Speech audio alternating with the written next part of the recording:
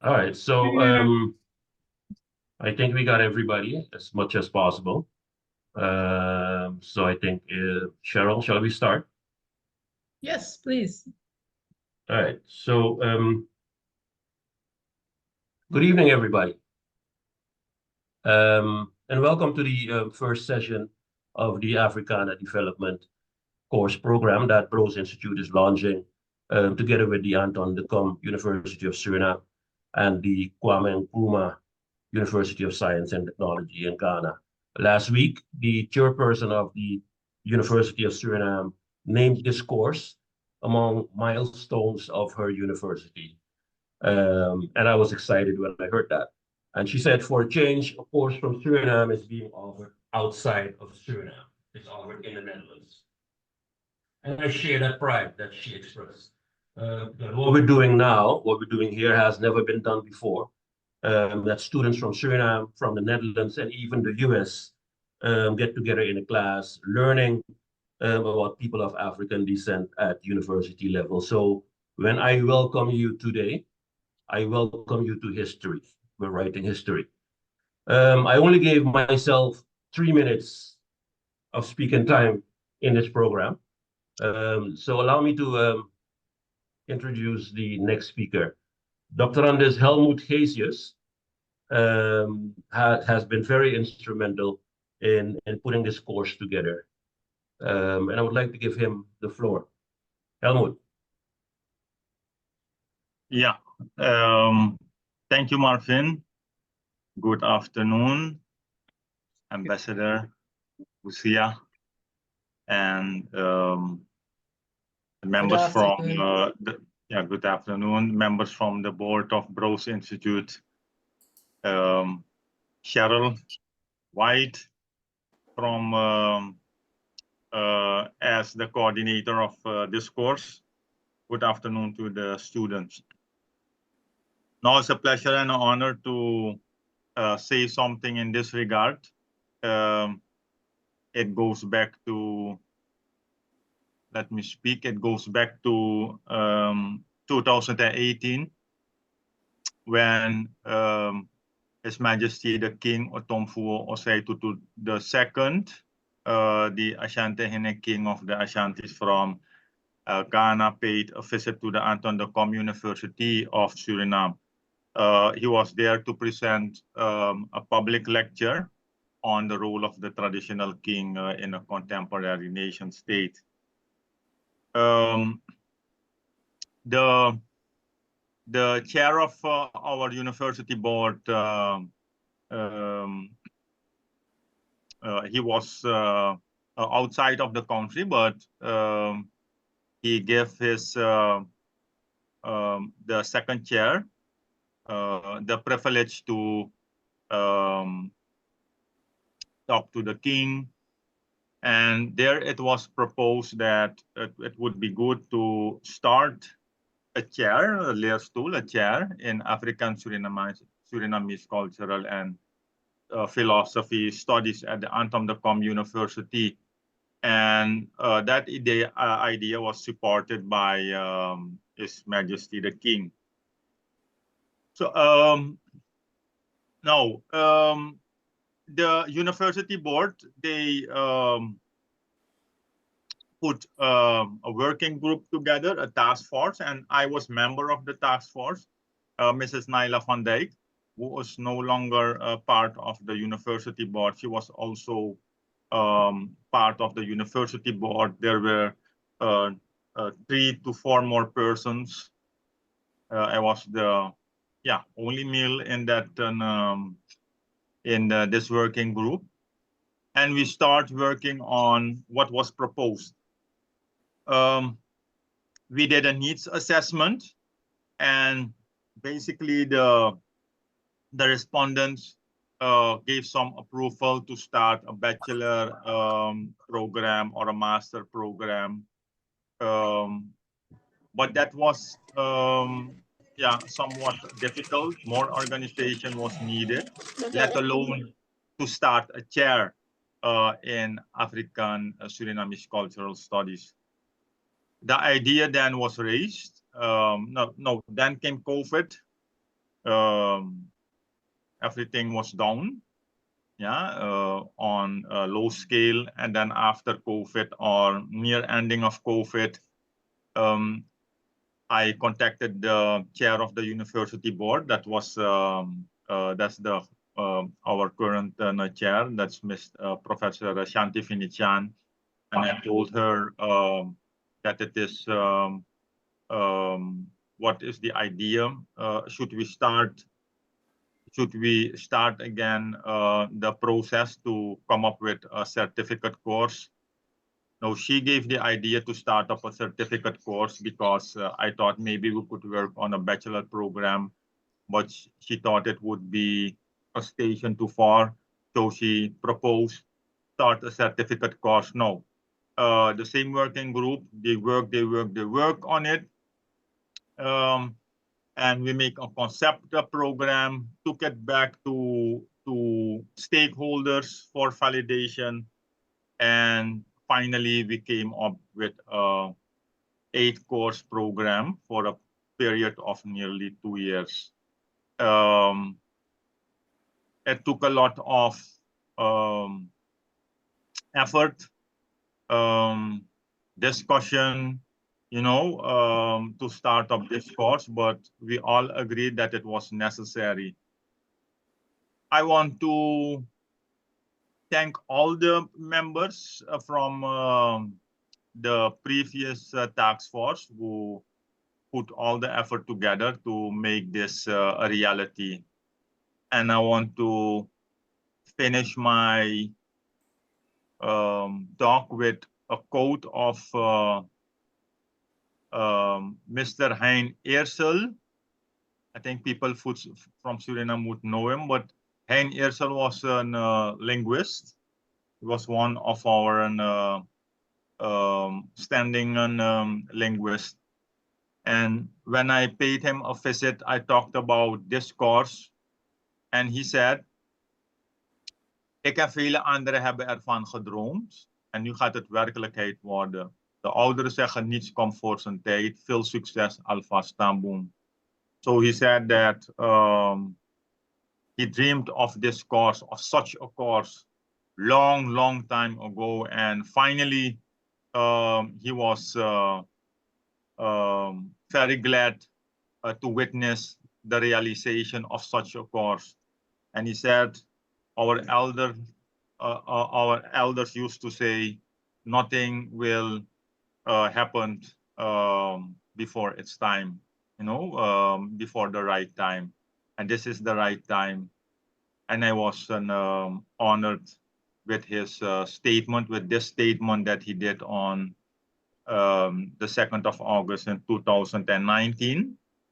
He passed in, I think it must be 2023 or 2022. Yeah, Mr. Hein Eersel passed away. So that was my speech. I'm glad that it took another dimension, but I believe Cheryl and Marvin would talk about that. Marvin, I know from school times, and it's a wonder. It's great that what a friendship can deliver. It's nice to hear that. It's nice to see that, and I wish all the participants, the registrants that will take this course, all the success of the world. And I know that you would enjoy it. Thank you, Helmut. I always enjoy listening to your tales of how this course got together. Last time you spoke, in fact, this morning, I had a call from a student who registered at the last minute, and she was very excited to hear about the course. She only heard about it yesterday, so she signed up right away. Because she said, like you were saying just now, Elwood, that she's been looking forward to such a course for ages as well. And I remembered your statement the last time we spoke when you said, who has been following this course. We've been on a mission for years, and who has been following this course, who's following this course now, is also on a mission. So thank you for your statement, Helmut. And through you, I have had the pleasure of working together with Dr. Cheryl White, and we have had countless meetings, which have led to today's to bring this course outside of Suriname. Ms. White, if you want to regale us with your thoughts on this course. Thank you, Marvin. I appreciate that introduction. Yeah, well, welcome to you, Marvin, Hoxam and the Bros family, as well as Ambassador Bushia. I'm happy to see you again and hear your voice. Welcome also to my colleague, Helmut Hesius, and also to all the participants that are here this evening. It's afternoon here in Suriname, but evening for many of you. Just to echo some of Helmut's statements, yeah, it's been a long time coming for this course. It really has. And you are our cohort number 2. And we're hoping for bigger and better things in terms of the relationship with Bros Institute and really broadening the outreach of the course and the perspective as well. The first cohort was primarily Surinamese teachers. And one of the biggest difference with this cohort is that we're going to have an array of teachers from the Kwame Nkrumah University of Science and Technology, either independently teaching the class or co-teaching the class, as well as an array of other experts throughout the African diaspora. So we have a lot of high hopes for how things will turn out. Just to go over some basics about the structure of the course. What's beginning today is Block 1A, and it's the basically African history class. And the intent is to really help ground people in an understanding of what happened before we all arrived to this part of the world, to the New World, to South America, to the Caribbean, to North America, and even to Europe. So much of this class and its sister class, Block 2A in African history, is going to help give students some grounding and perspective in that. And this class is being taught by Michael Nemo, who's a historian at the College of Humanities and Social Sciences at the Kwame Nkrumah.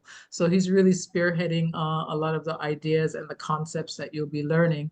And we'll also have a couple of guest lectures from other colleagues of his, as well as from historians, local historians here in Suriname. Many of you may know Mildred Caprino. We anticipate her participating in some degree. I have to sort that out. But we do anticipate her participation in a couple of lectures as well. Just to reiterate that Block 1, the first block, 2 courses is required. So we do ask that all participants do partake in this block in order to qualify for the following 3 blocks, right? And there's 4 altogether. It's a 2-year span. It's a commitment. We know that. And at meeting at twice a week for 3 hours each time is also a commitment. But we understand that there's a strong desire to have this kind of educational background in African perspectives, not just history, but perspectives on culture, on economics, social development, family relationships, political disposition as well. So all of our classes touch on all of these concepts and issues.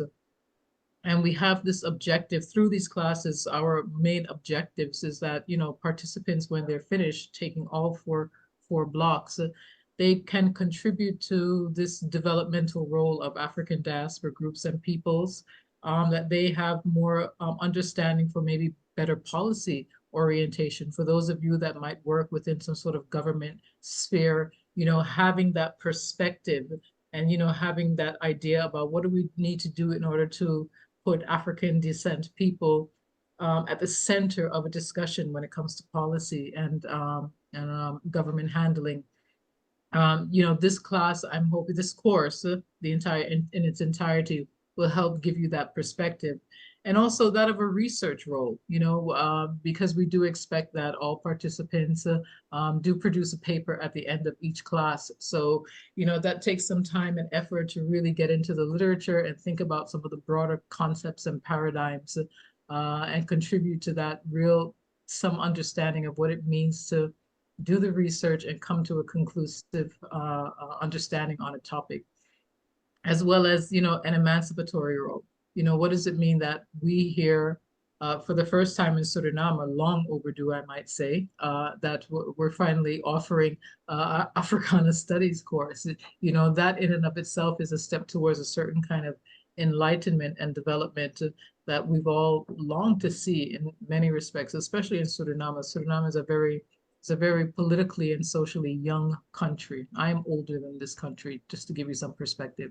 So to see this sort of thing happening at this time, long overdue, it's nice to see that there's a course of study that contributes to a better understanding, a more academic look at the African diaspora experience in Suriname, in South America, the broader Caribbean, and the broader Western Hemisphere, and the relationship to the mother country as well, to the motherland as well, and Europe. Can't forget Europe. So it's our hope that these courses provide all the participants with these different perspectives. And like I said, many of our teachers will be from the Kwame Nkrumah, but we also have lecturers from here in Suriname. We have a host of lecturers from the US, all well-accomplished academics who have written tons on within their topic, within their focus of study. So we'll have a good array of people for everyone to sort of get a taste from the different experiences of people throughout the diaspora. And I hope you enjoy it. To be honest, if I had time, I'd follow with myself. If I had the free time this time of the day, I'd follow the course myself, because it is just that interesting. Thank you, Marvin. Thank you, Cheryl. I must also add that we're also going to be having some lecturers from the Caribbean. We shouldn't forget those, Yes. Cheryl. Yes, thank you. Thank you. That's right. Well, thank you, Cheryl. Ambassador Buzia, I remember when I first met Ambassador Buzia, I was at a symposium in Amsterdam last year, and she walked in. She was late, but as only some people can be late. She walked in and she was wearing this beautiful royal attire, yellow. And she sat next to me. She sat down next to me, and we had the most wonderful conversation that day. And I was baffled by her insights into subjects that I was interested in. And it turned out that she was the ambassador of Ghana to Suriname, which took our conversation into a whole other direction, which ended up with her being here with us tonight. So it's with great pleasure that I introduce her as our keynote speaker tonight, Ambassador Buzia. Thank you so much, Marvin. I am actually really excited to be here. I want to thank all of you for the honor of this invitation. And I do consider it an honor to be giving this keynote speak at this inaugural lecture for this cohort. And what I want to do, I'm not a career diplomat. This is my first and likely to be my only posting. I'm the ambassador of Ghana. I'm resident in Brazil, but I'm ambassador to all 12 nations of continental South America, including Suriname. But what I consider my real life, I spent 40 years in the academy at the university. I started my career in terms of what makes it relevant that I'm here. For me, there are many paths to this day. As a graduate student, I did both my degrees, undergraduate and graduate, at Oxford. And I did English literature as an undergraduate student, and like many of us, absolutely fell in love with the history and the language of English, but was also conscious of, learning alien tongues and alien visions and wondering where I was. I then spent a junior year abroad at Brandeis University, at least looking at the the literature of Black people of the Americas, while I read and discovered the African writers myself. This led me to do at Oxford, and in those days, you could not do it in literature. When I started my work, it was before Said had published Orientalism. So I had to do my doctorate in anthropology rather than literature, although what I did was a study of images of Africa in post-war popular fiction. The question of how we see ourselves, how we represent ourselves, has been a lifelong passion and has led, in a sense, to me looking for traces of us as Africans, particularly Africans in the diaspora, everywhere I can, not only in the written and spoken word, but in the traces of our culture, music, dance, cloth, food, rituals, you name it. Where are we? Because the truth of the matter is we made the modern world. There would be no modern world the way it is without us. Very often when we say that, people will automatically think, yes, thank you for your labor. But that's not what it is. Yes, our enforced labor helped make the modern world, but it wasn't our labor only. Our labor came with our expertise, our knowledge, our understanding of the world, our understanding of ecosystems. There would be no Carolina rice in the United States if they hadn't selectively and deliberately chosen people from the Senegambia region of West Africa to grow that rice. There would be no what they call shotgun houses in American South if they didn't have people who knew how to build simple story, single structures that, were environmentally correct, if they had not had labor from the Sahelian region of West Africa. The examples can be multiplied. The one I like to give, because people seldom think of us even in the sciences, and it was a closely guarded secret until the year of COVID, when the controversy about shall we or shall we not develop and get vaccines in time made people unearth the truth that the history of vaccinations, at least in the American North, began in Boston when they had a smallpox epidemic. And when somebody who had been enslaved by the so-called great preacher Cotton Mather had lived through an epidemic of a disease in Mali, and he knew the cure was to give everybody a little bit of the disease that was ailing them. And that's how even vaccinations started in the United States, from the expertise of a so-called ignorant slave.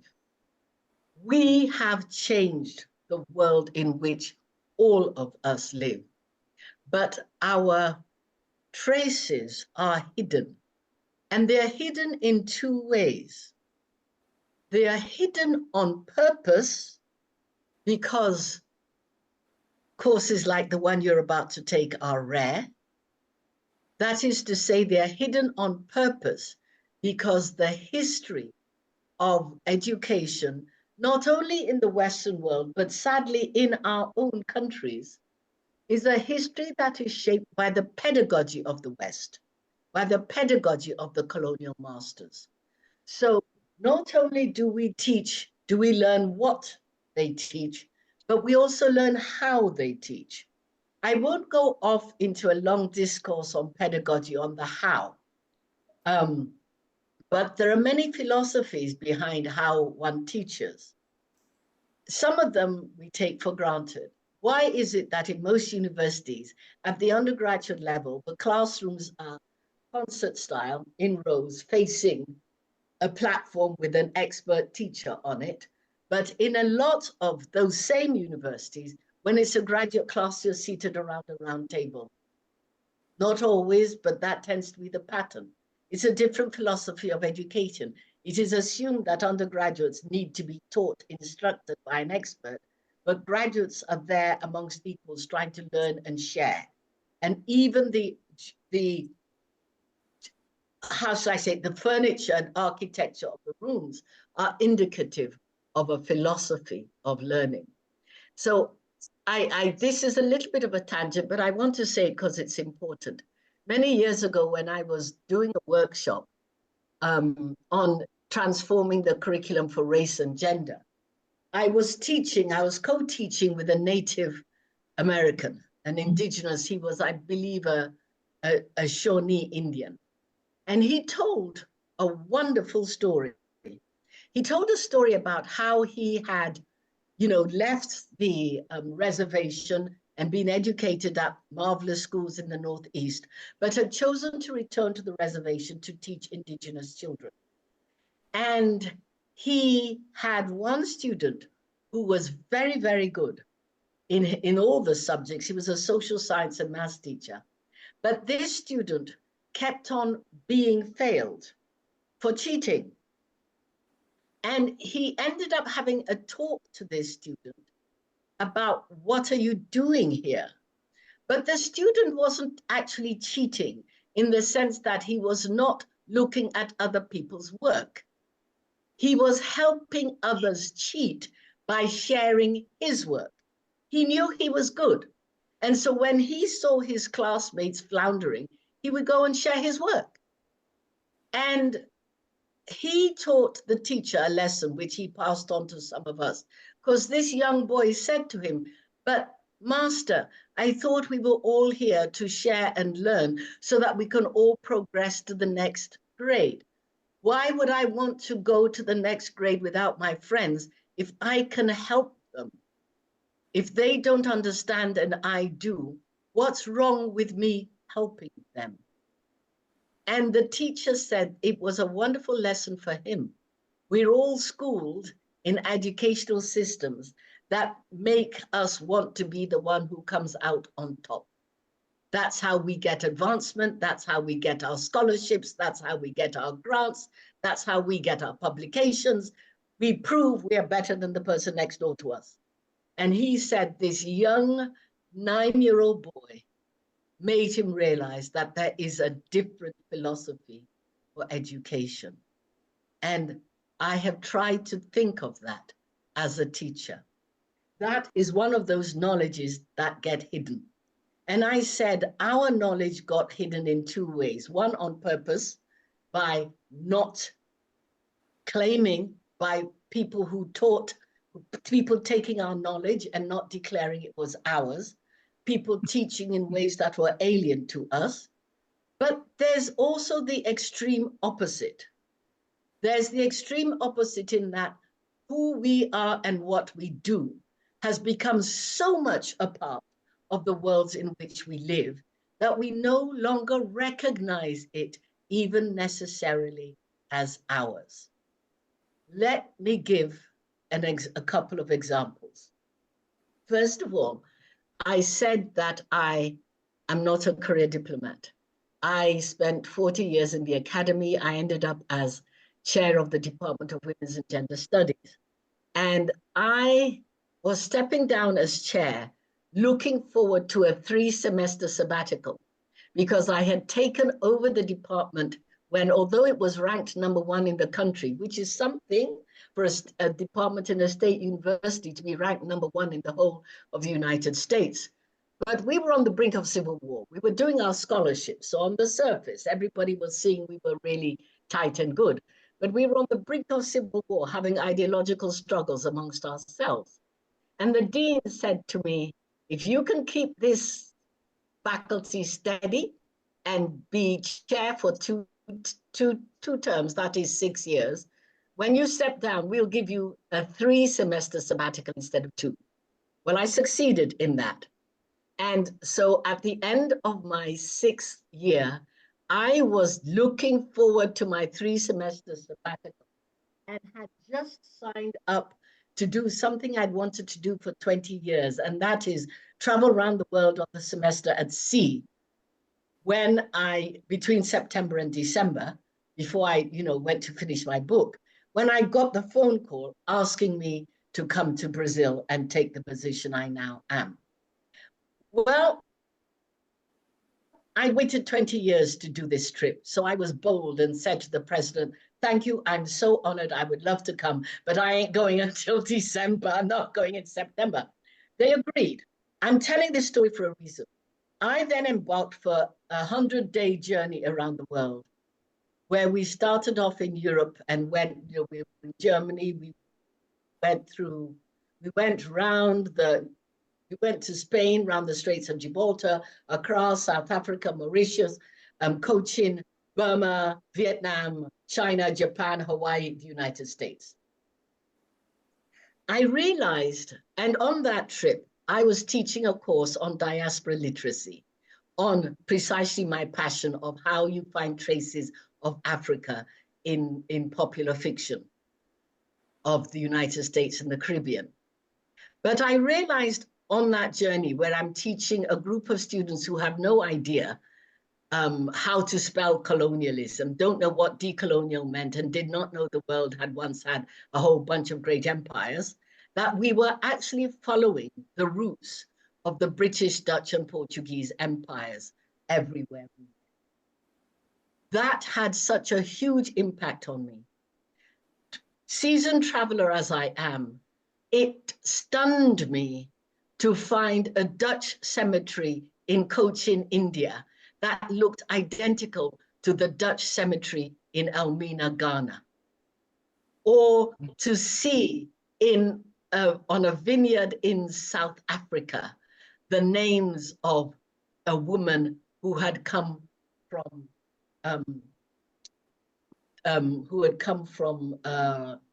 Dutch, why am I blocking up the name of come from the Dutch West Indies, and had been taken as an indentured servant.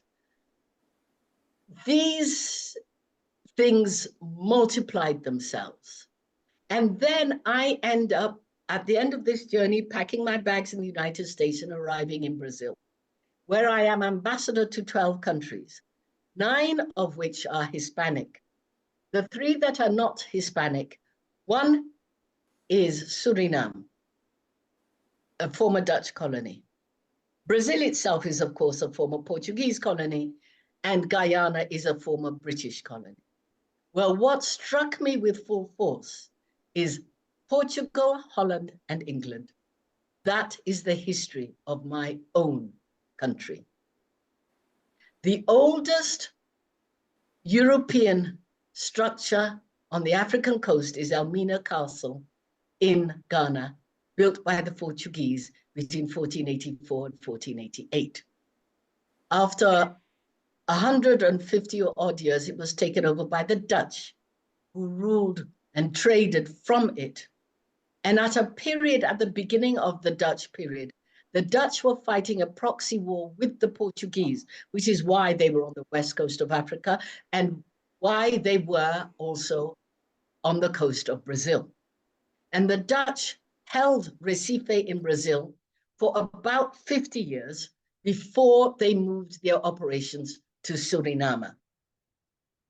In Ghana, we have a community of people we call the Tabom, from the Portuguese language as Tabon, it's good, who are the descendants of enslaved people who manumitted themselves through revolution or were ejected because they were revolutionaries and came to the west coast of Africa. Everybody thinks about those who went to Nigeria and Benin.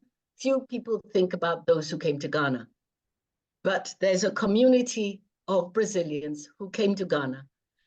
But they not only have names like Darocha de Santos, as you would expect, they also have names like Van der Poy, Van Lan, Van ter Ham, Bartels, because they came from Recife and were taken there by the Dutch before the Dutch moved to Suriname, where you'll find the same names because we were being shipped by the same people. So when I say what fascinates me even more is the invisible structures that shape our lives. None of us walk around thinking about, why do you have 3 villages in Suriname called Abena? My name is Abena. It is a Akante name for a woman born on a Tuesday. Why do you find Kwashi Town and Kwesi Town all over Jamaica? Why is the hero of Guyana called Kofi? In fact, talking about Guyana, I remember when the president of Ghana came to Guyana on a state visit, we walked into the room where we were going to have the formal banquet, where, you know, so posh, they print out the menus. And under the desserts, there was a dish called dokono. Every Ghanaian had that dish because we were intrigued to see what is this dokono? Because we have dokono in Ghana. It's the staple dish of my mother's people on the coast. But dokono in Ghana is a savory dish. So why is it listed under the desserts? And when it came, it looked the same, steamed, wrapped in those beautiful palm leaves. But when we opened it, it looked the same until you cut it and tasted it. When you cut it and tasted it, it was sweetened with sugar cane and had raisins in it. But if you didn't cut it and taste it, you wouldn't know. So here we have a dish that's almost the same, but not quite. It's kept its name, it's kept its method of cooking, but it has a variation.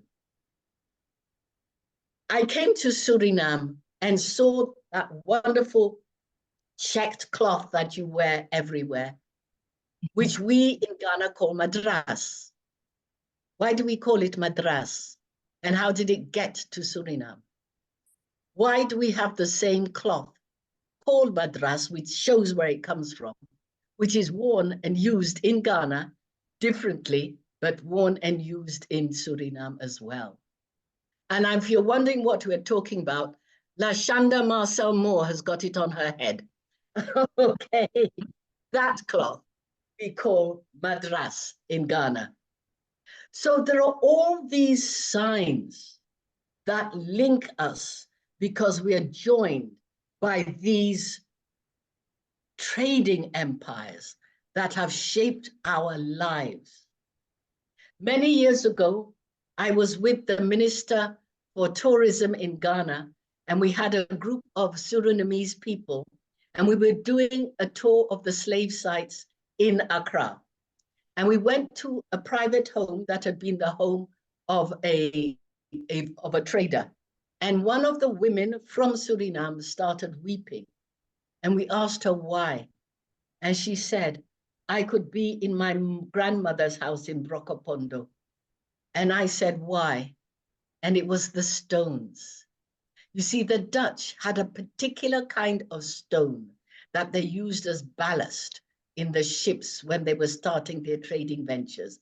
And then they emptied them at the first stop to fill with the cargo.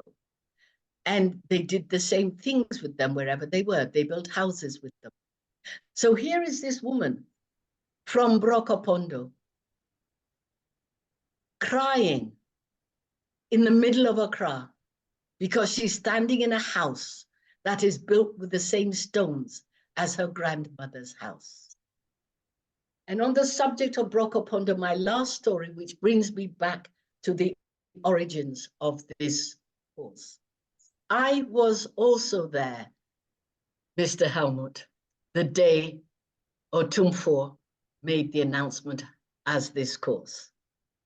I had flown from Brazil to Suriname, as I must, because the Otumfuo has the status of, should be treated as a president. He's our king.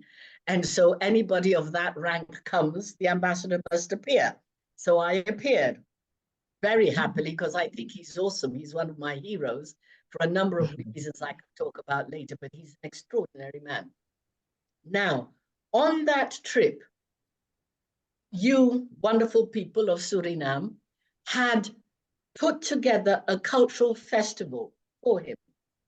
And it was in Brokopundo because he couldn't go everywhere. So you collected all your different peoples to come to Brokopundo to do a performance. Now, I've told this story a lot, but I don't think I've ever told it to a group of Surinamese people.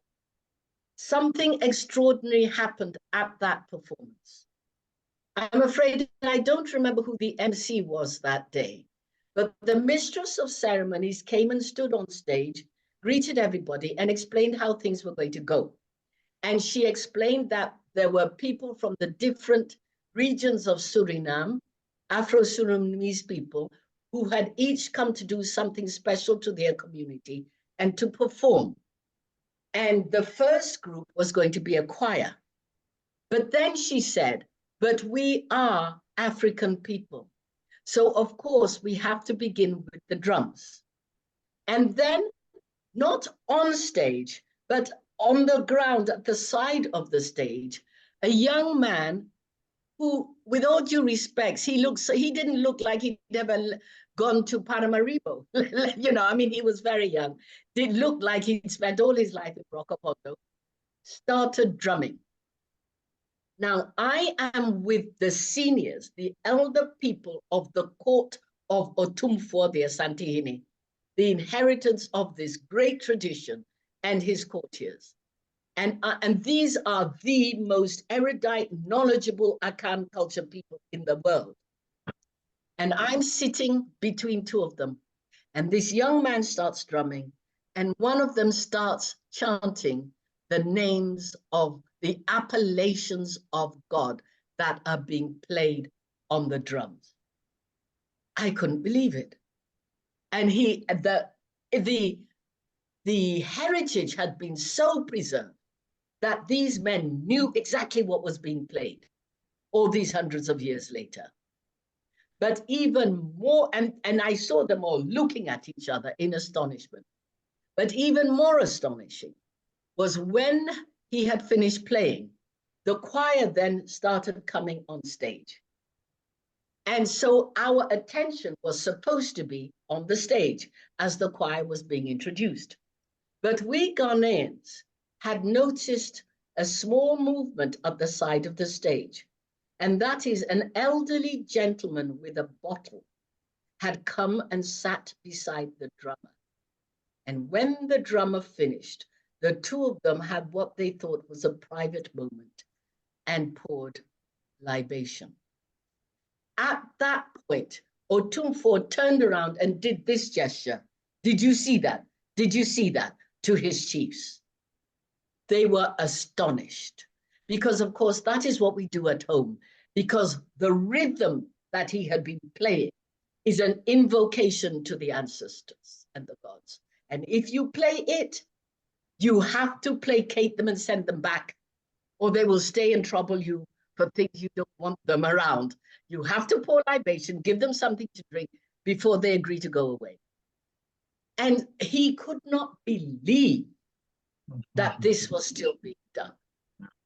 At the end of it, you wouldn't know this, but it is very unusual for the Otumfuo to speak directly to his audience. He both times in Suriname, he did it. He gave his speech himself. On this occasion, he was not supposed to. His linguist stood up to come on stage to deliver the words of the Otumfuo. But because of where I was sitting, I saw the Otumfuo tug his linguist's cloth and tell him to sit down. And the Otumfuo got up on stage himself and said one sentence: "You are my children." That is why we are here. Those connections need to be made. And at the moment, they are only made by a handful of people who, like me, have the opportunity to travel around. I feel so privileged. I spent 3 years of my childhood in Holland before my family went to Mexico and then England. I spent my adult life in the United States. I am now in Brazil, wandering around South America, visiting every Afro-descendant community I can find, trying to make those connections, trying to persuade people that what you are doing here in Suriname needs to be done all over the world. Do not take it for granted. History is the basis of everything. But you must learn history. You must understand language and linguistics. You must look at your food with different eyes. You must look at your cloth and wonder how it came there. You must listen to the beat of the drums. You must dance. You must listen to your ritual language and ask the questions that say, where is this from? Or where did this go to? And how does that make us who we are? That's why you're here. That's why I'm so happy to give this introductory lecture. All I want to do is to inspire you about the importance of this course. Go out and get more people to join the next round. Have ideas, give them to the organizers. Look at things. Bring your recipes, bring your food, ask questions about what you eat, because that is why we're doing this. We want the knowledge to understand what binds us. So please enjoy your next few months.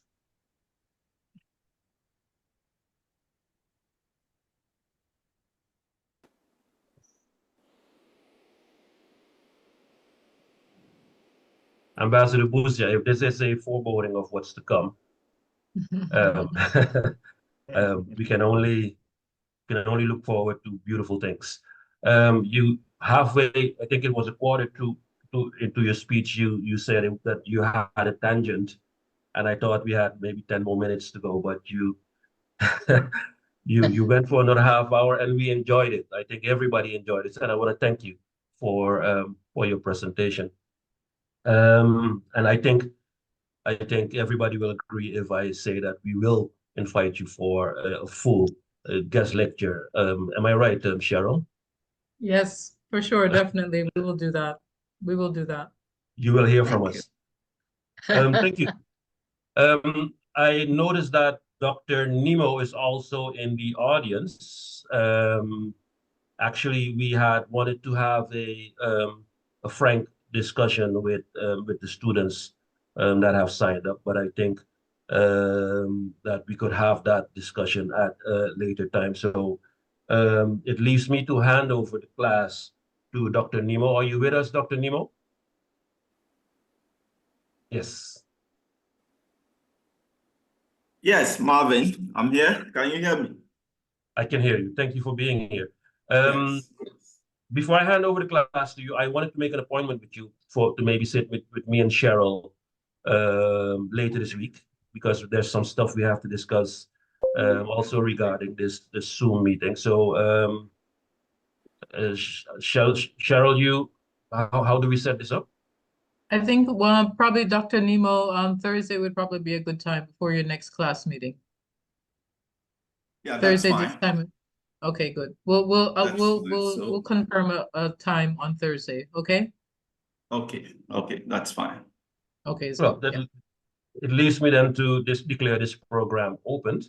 I'm going to thank all the guests who have been here with us today, and we're going to leave it to Dr. Nemo and his students to take it from here. Wait, I see that there's a message in the chat. Hold on a second, please. Oh, Dr. Ambassador Buzia, you're saying, are you aware they're having major internet issues in Ghana? I assume those have already been. I have somebody. Yes, Marvin, if I can come in. Mhm. Yes. We'll be having the challenges, but it's improved now. So I'm hoping that we can go on without a hitch. Okay. However, it's on and off. We are not 100% yet, but this evening, thankfully, it's okay. I got the IT guys in the university to try and help me firm up my link. So hopefully we can go through this section without any hitches. Let's then keep our fingers crossed.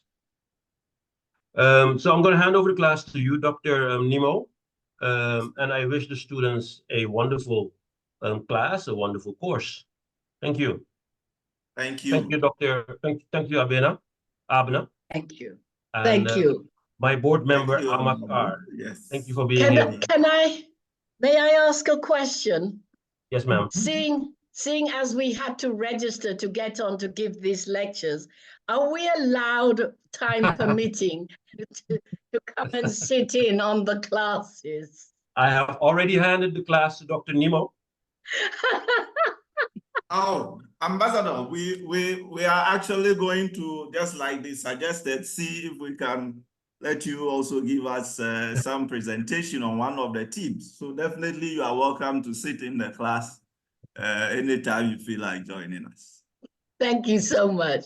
Yes, the link that you received from me, Dr. Ambassador, is a link to all the classes. All the classes, yes, I saw that. Yeah. So I'm going to mute myself and stop my video just to listen for a while, but I have an appointment I have to go to, so I will eventually disappear. But thank you all very much.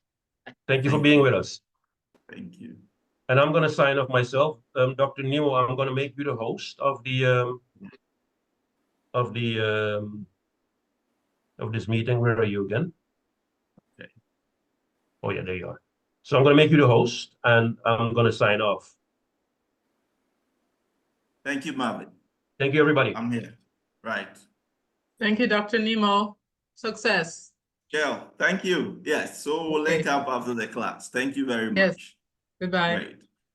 Bye. Okay, so class. Hello. Hello. Good. Please, can you see my? Hello. Can you see my screen, please? Yes, I can. Okay. All right. Okay. So I want to take it up from where. Can you see the slides? Yes, I can see. Okay. Thank you very much. I want to take it up from where the ambassador ended with the story of the child who was in the class, where she ended up by saying that we are all here to share and to learn. You agree that this is a novel course that we are developing. We are all learning through the process, and so that is the status that I want you to take, or the angle I want you to see things from. So yeah, I need to get to know the class and the dynamics, but as I start with the conversation, if you have to speak, then you introduce yourself to the class. I'm sure everybody is going to share an opinion on the issues that we are going to discuss in class today. And so that is how we are going to do it. Very interactive, hopefully, that everybody will be able to get on board. And so I welcome you to the first lecture on Introduction to African Surinamese History. Basically, the intention is to explore, okay, the historical experiences of Africans, whether they are still on the continent or they are in the diaspora. And so some of the themes that we are going to cover is what I have listed over here. We'll start by looking at the pre-colonial African civilizations, just to establish the fact that before the contact with Europeans, Africans had their own history and they had their own civilization. And then we'll look at the slave trades, all the 4 slave trades, and then look at its impact on Africans on the continent and in the diaspora. Then we'll look at colonialism, the independence movement, and then come home to touch base with some of the experiences that Dr. Abena Busia just shared with you, the intricacies between Africa and, for that matter, Ghana and Asante history with that of Suriname. And so these are the issues we want to occupy ourselves with in the next 7 weeks out of the 10 weeks of work that we are going to do. And so I want to start by saying that the continent of Africa is frequently in the media featuring some events or dilemma. And I want to ask the class, if you show your hands, I'll admit you, and then you can share your opinion. What are some of the events about the continent that you have heard so far? So that we'll pick it up from there and have the discussions. What on the social media platforms, all of them, what are some of the events that brings your mind to Africa and as a continent and then African diaspora? If you have any idea, you show up your hand in there and then you come in with your name and then you give me your input.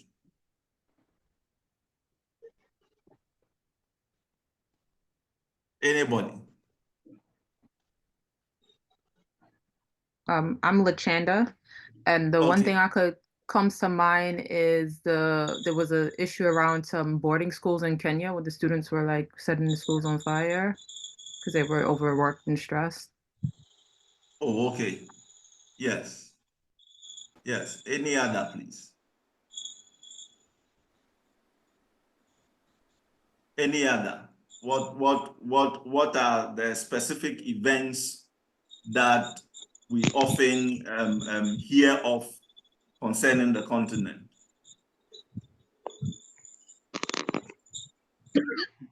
Yeah, Joyce. Joyce, can you share your knowledge? Yes, can you share your knowledge about events on the continent with me, please? Well, for now, maybe I am looking to more positive things like the rich culture there in Africa, and lately the football cup, the African Cup, which was hosted by Ivory Coast, which is my husband's country. So that's one of the things that come up when talking about Africa, rich culture. Okay, so am I right if I understand you very well? Is it the case that everything that you've heard on the media about the continent is negative data? We heard a lot of negative things, so I just wanted to pick a more positive one out of yes, I can say yes to that question. Okay. More of the negative, like lately also the revolution in the countries like Mali and all those yes, economical problems also. Yeah, then you are home, because that is exactly what we want to try to do. Just to say that, yeah, people have knowledge of Africa, but it tends to be that of the negative events that surrounds the continent. And so they are not well informed about the rich culture that we have. And so the place of this course is to do exactly what you seek for and for which you signed on to the program. Any other views? Sang?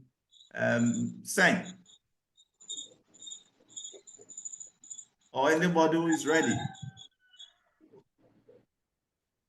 Sandy?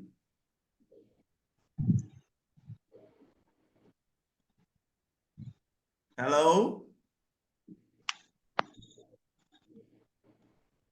Mr. Singh, can you share your opinion? Mr. Singh? Yes. Yes, I'm listening, sir. Oh, thank you, sir. It was a big pleasure for me to join this class. Okay. And, when I I contact Bruce and I asked the coordinator, well, I am not an African, but I do want to learn a lot about. And that is one reason. And why? Because I am a retired man. I am 80 years old, so just I want to learn more. And the cardinal reason, therefore, is I have family who my grandchildren, my granddaughter has a father with African roots. Understand? And so it is a dilemma. They want to know what is her identity. You understand? Yes. And this, you know, this is a child of 12-year old, and they are getting older, and they want to know who they are. I'm living in Rotterdam, Yeah. and then she said, "Yes, I don't know. My one grandfather is from Hindustani, and the other is from Afro-African roots. But I don't know who I am. So I'm here in this course to learn more about, and that's why I'm joining this course. One thing I want to make a compliment to the ambassador. What he said, it is very important what he said. This course like this, you have to organize this worldwide. You know, and why I'm telling you this, I had some students from Afro-Surinamese, and once they came to me and they said, yeah, they are asking me, who are you? And she said, I don't know. Are you in Africa? No, she said, I am a Surinamese. No, you can be African and Surinamese.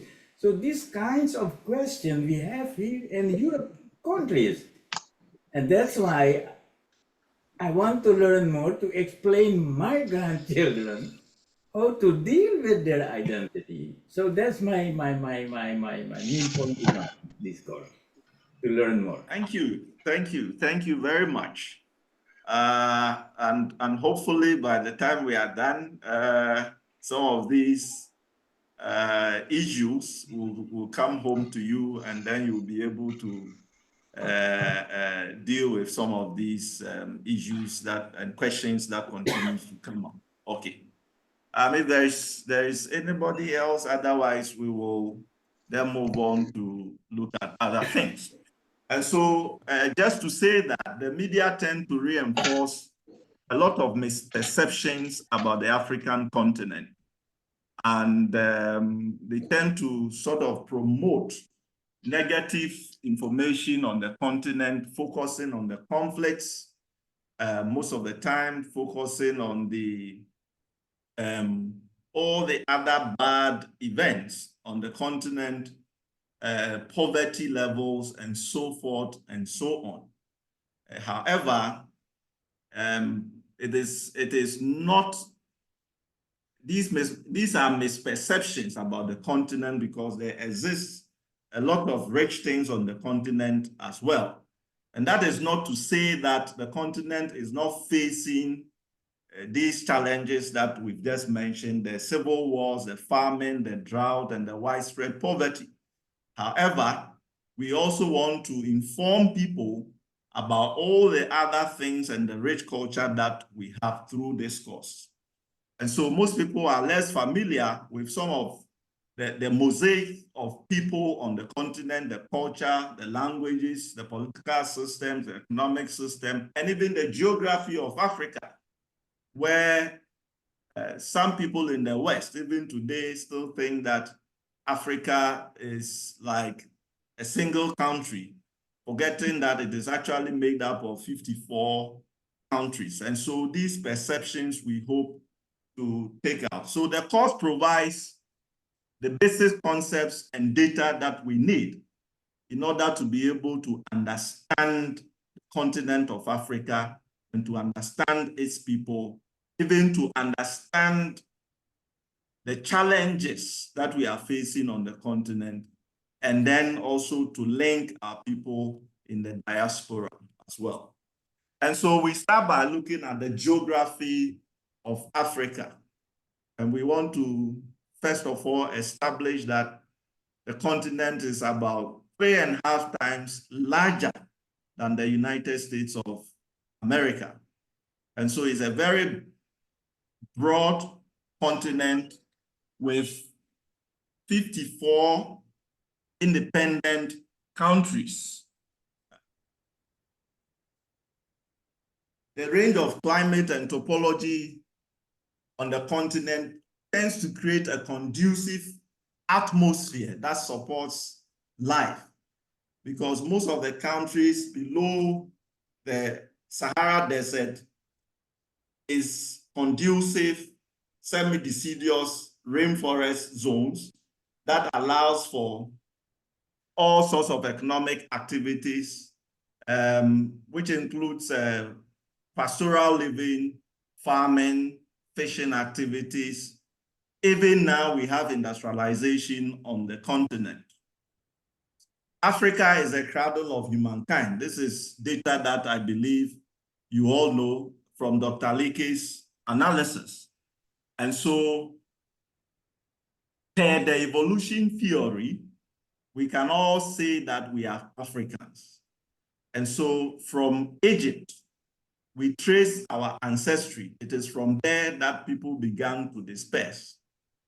And that in the theory, he establishes the fact that the black pigmentation that we have is also as a result of the environment that we find ourselves in.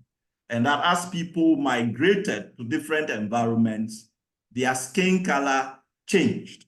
And that is why we have the whites and then the blacks. However, the cradle of humankind is traced to the region some 500,000 years ago. The continent also has some very harsh ecological conditions. So a major portion of the land up north is taken by the desert, which doesn't easily sustain life. And given those conditions, you find some countries sort of struggling to produce, to feed themselves and their dependents. And so this is the map of Africa, just to give us a little bit of perspective with all the countries and then the topology. So you see that Morocco, in Northern Africa, we are looking at Morocco, Algeria, Libya, Egypt, Mauritania, Mali, Niger, Chad, Sudan region, mostly deserted regions, okay? And so living conditions or these areas makes it a bit more difficult for the sustenance of life. However, people have found various ways in order to be able to produce food and to improve their standards of living.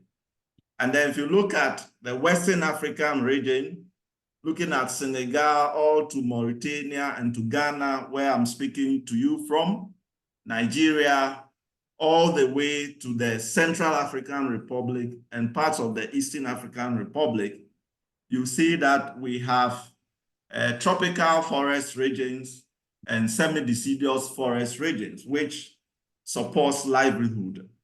And so the continent continues to be major producers and suppliers of a lot of cash crop to the world.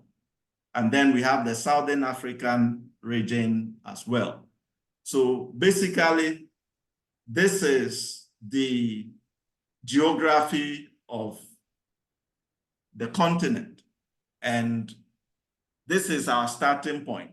So it is not a country, it is a continent made up of 54 countries with different climates, with different topography, and with different vegetation, and that at any point in time, individuals here must,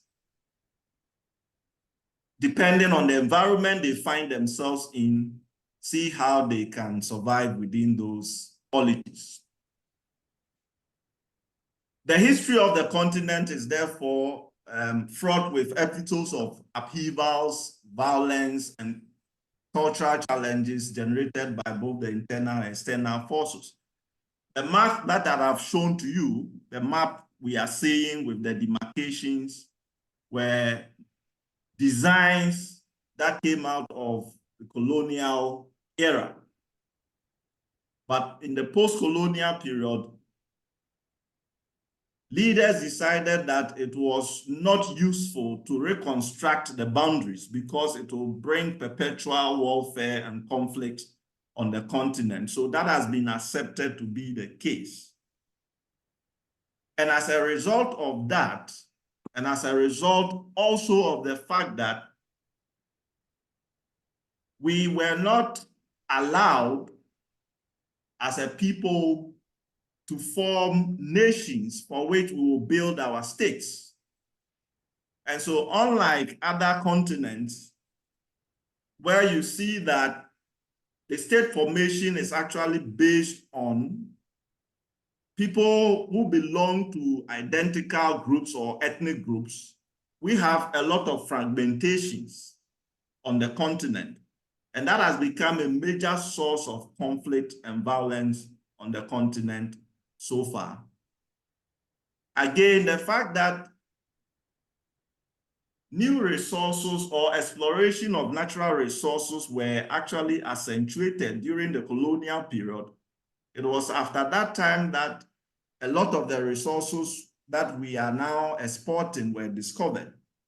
And so any attempt to try to redemarcate is more likely to lead to conflict. And that is also actually another major source of conflict on the continent. Regardless of that, some of these challenges, even though internal, are also backed by some external forces because we know that some of the events here can be traced to the West. Beginning in the 1500s, Africa's history began to commingle with that of the West.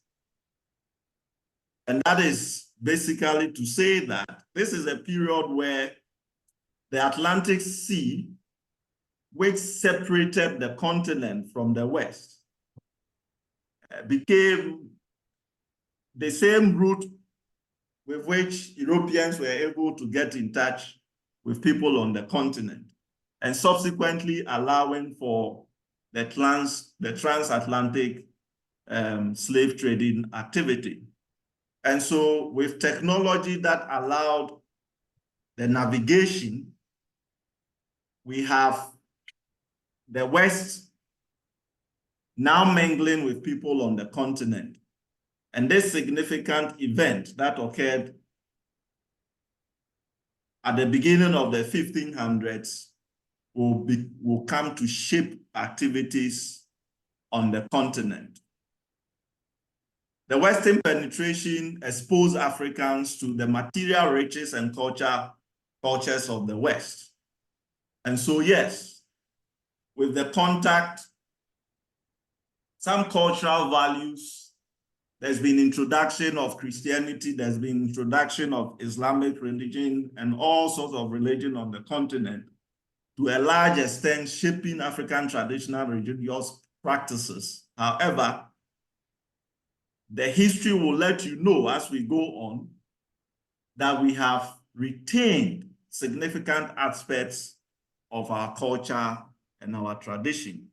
So that, for instance, in Ghana now, despite the fact that there is an emphasis on white wedding in the church, the traditional marriage system is still key, without which people are not actually allowed to go to the church to do that, because the priests will have to satisfy themselves that all aspects of the traditional setting has been completed.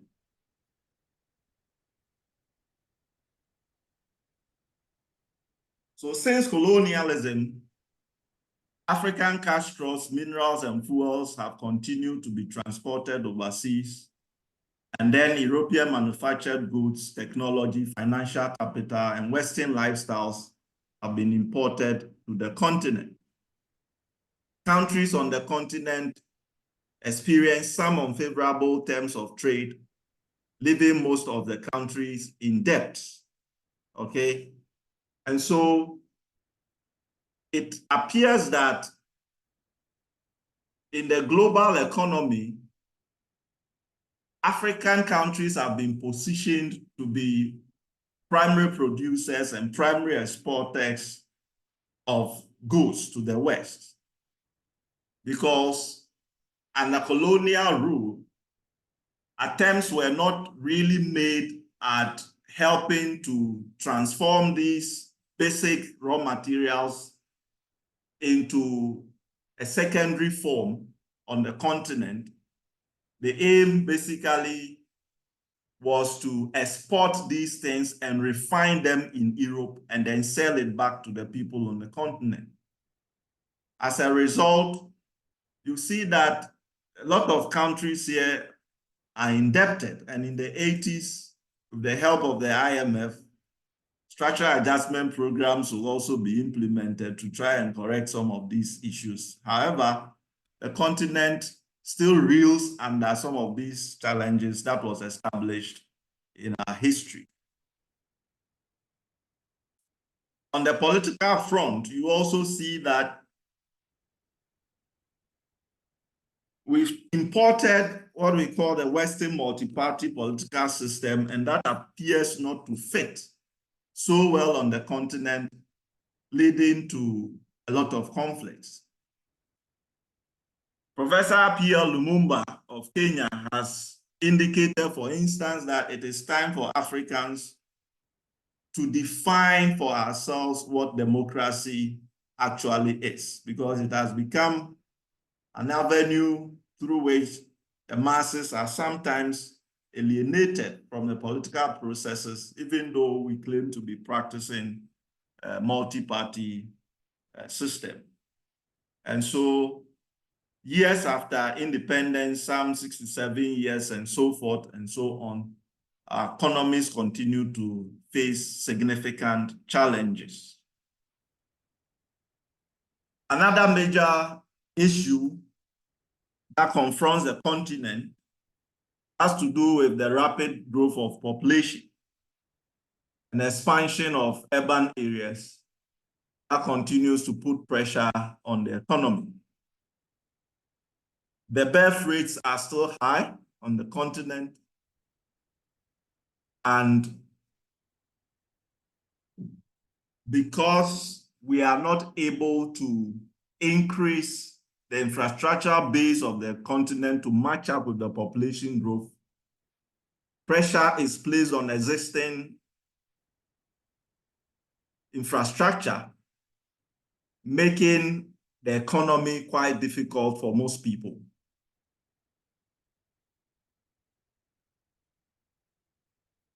Historically, Africa builds or exists on what we call patronage relationships, which is based on ethnicity and kinship. And this is what feeds into the reason why growth rates on the continent continues to be very high. The kinship structure, which is one of the themes that we'll be examining, is so key relative to the standard of living of people, because we use such kinship relationships to find jobs and to find connections and so forth and so on. And so it appears that the larger the kinship or the kindred, the better the individuals who belong to the group have access to resources. And so even in the urban centers, you see that the growth rate or the birth rate are still high, leading to all the challenges that people face in some of these urban centers. The way Africans have tried to develop their economies indirectly promote the population growth, as I have explained. We are also faced with the effects of the global climate change on our economy, and it appears that we are at a very worst position when it comes to the effect, in the fact that we continue to experience drought and famine in various parts of the continent, and the heat waves that we are experiencing these days tends to be so high, affecting all aspects of life, including agricultural productivity and so forth and so on. However, despite these challenges in contemporary societies, our history and culture has shown that we are a people who are practical, and we are a people who are adaptive to these challenges. And so people continue to adapt to the new changes. And so this is, by way of my introduction, just establishing that there is so much we can learn from our history to be able to face the challenges of today.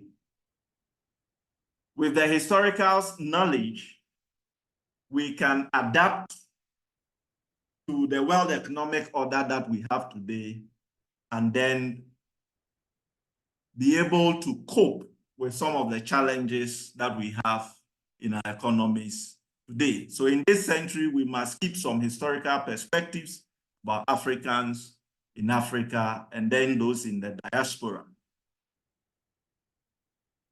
So we start by looking at the civilizations that existed before the contact with the Europeans, just to establish that before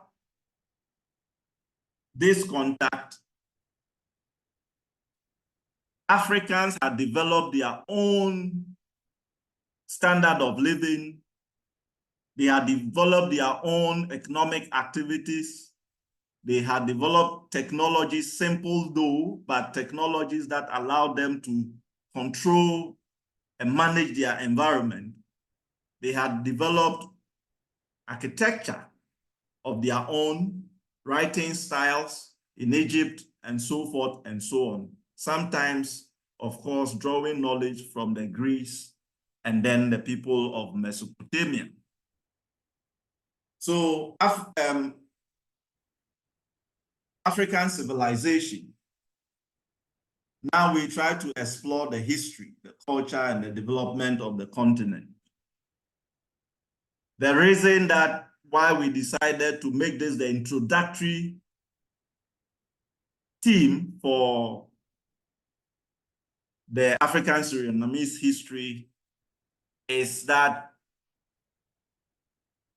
it shares the historical significance of the people on the continent, and then the activities and what we have been able to contribute to the global economy.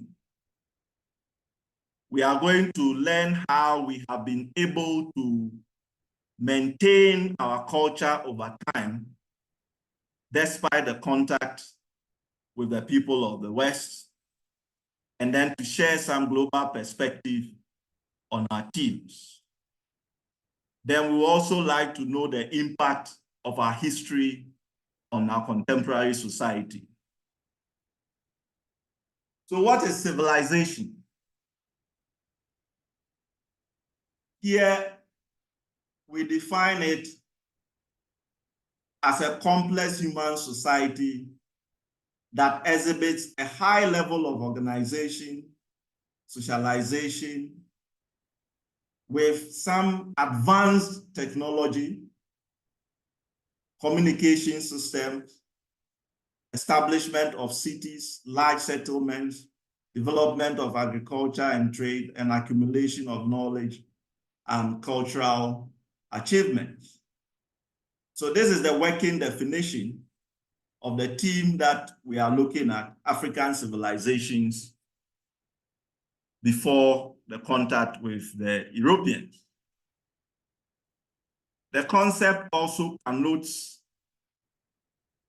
development of systems of government, division of labor, shared beliefs, values, customs that provide some sense of identity and cohesion for members of the society.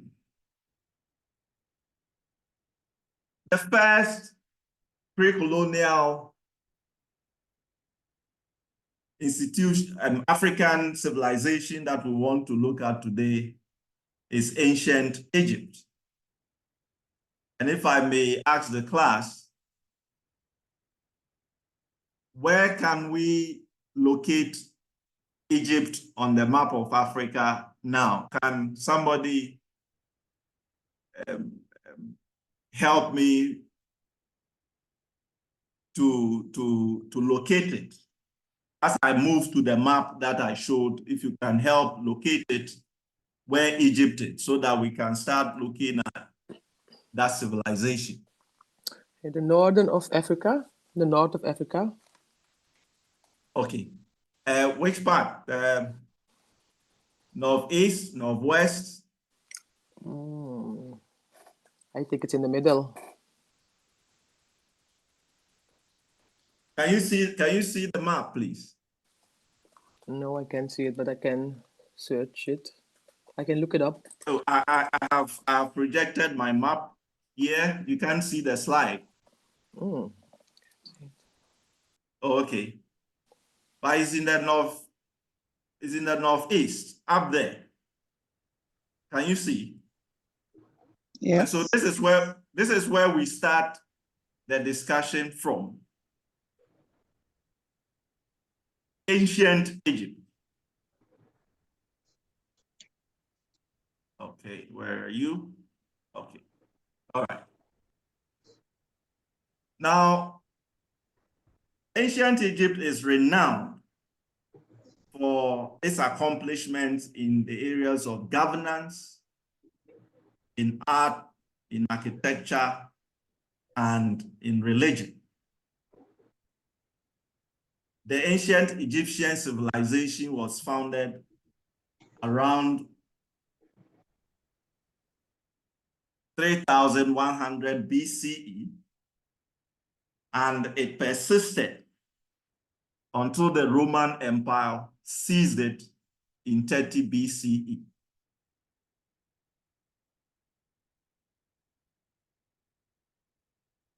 Based on the Nile, the river Nile, which ran through Upper Egypt all the way to the Lower Egypt region, the Egyptian civilization was crystallized.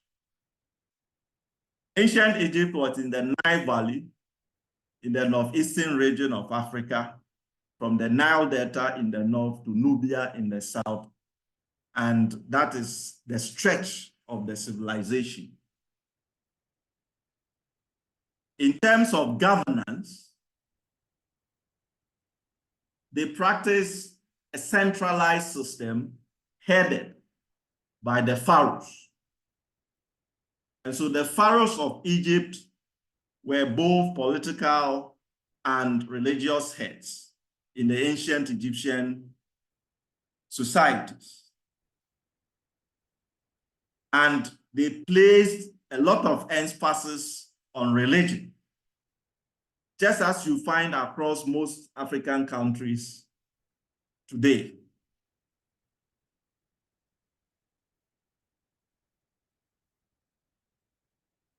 The pharaohs and their family members were top of the social hierarchy, followed by the middle class, made up of artisans, merchants, scribes, and then aristocrats, priests, and officials.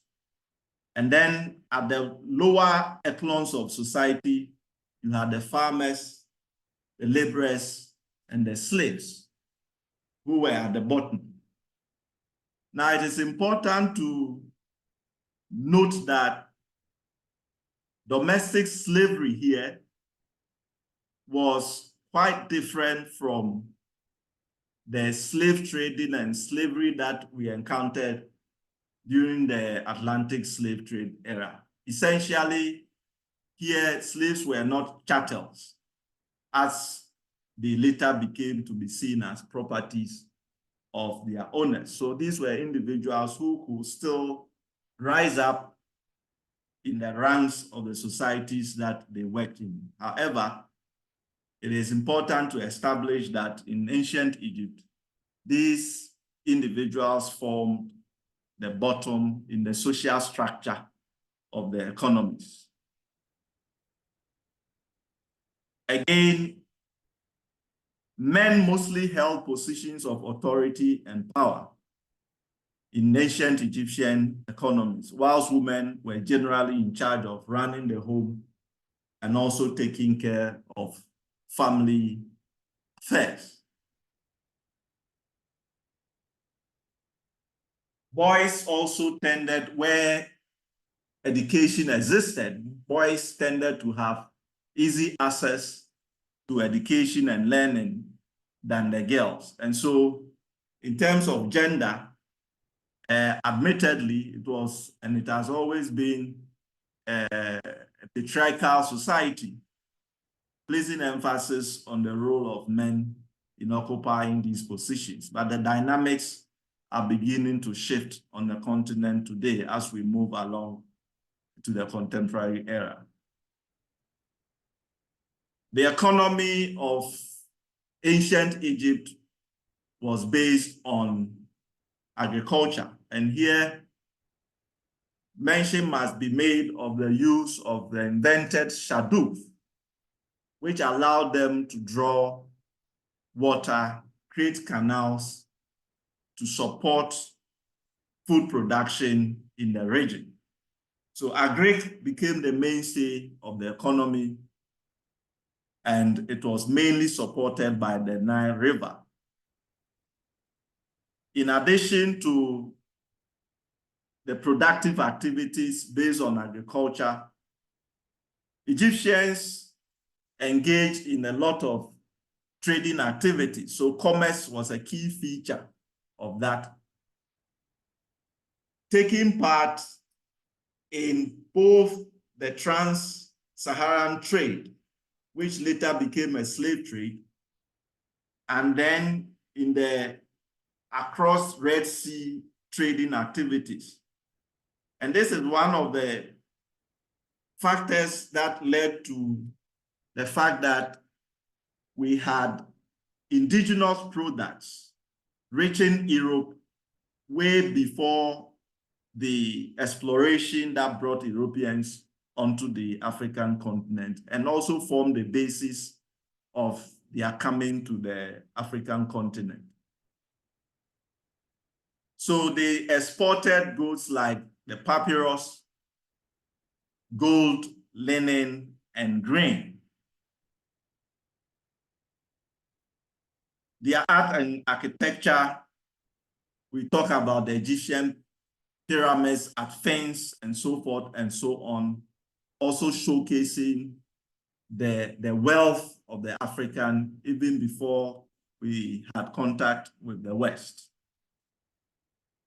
And so this map here shows the ancient map of Egypt.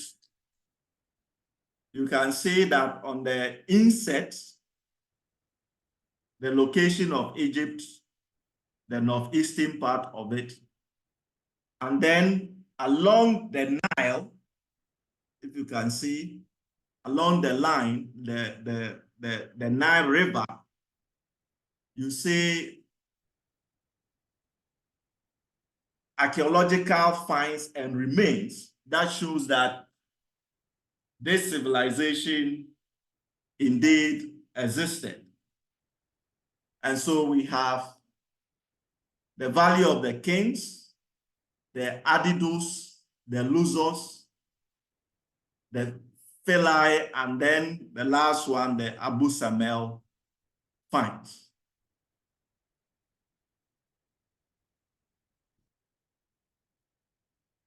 Another civilization that existed in the pre-colonial period was what we term as the Nubian kingdoms. There were 3 of them. The Nubian kingdoms were those ancient civilizations that thrived in the present-day Sudan and southern Egypt from the 8th century to the 4th century AD. Okay. 3 main groups. We talk about the kingdom of Kush, the kingdom of Napata, and the kingdom of Meroe. The kingdom of Kush was quite larger and quite more influential in the region compared to Napata. And to some extent, the kingdom of Meroe also exhibited significant traits of architectural improvement, art, economy, and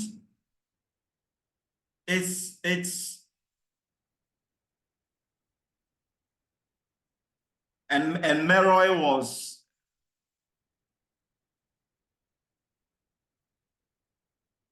also significantly featured in the trading activities on the continent. So Kush, located in the White and Blue Niles, and so we take note that the Nubian kingdoms were in the southern part of the Egyptian civilization that had been mentioned earlier. And there was that contact with Egypt. However, Kush was located between the White and the Blue Niles, and then the Meroe was also located in the southern part of the powerful kingdom of Kushites. Kush will expand its influence to rule over most part of present-day Egypt, Ethiopia, and then Sudan. And so the map here shows the Nubian kingdom emphasizing on Kush. And so once again, if you can, I don't know if you can see the slides, the area colored light blue over here is the Kush kingdom. So at some point, it subsumed Napata and Meroe, even though they developed independently at some point between the 8th century and then 350 CE.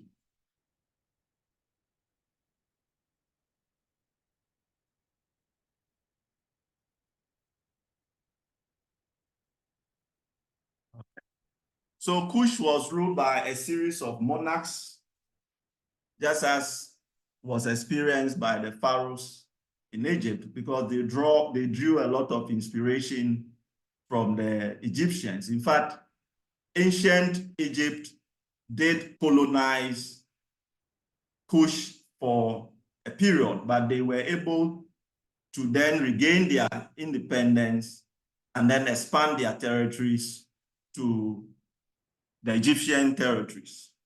So Kush was ruled by a series of monarchs, starting with Alara of Nubia and ending with Tutankhamun.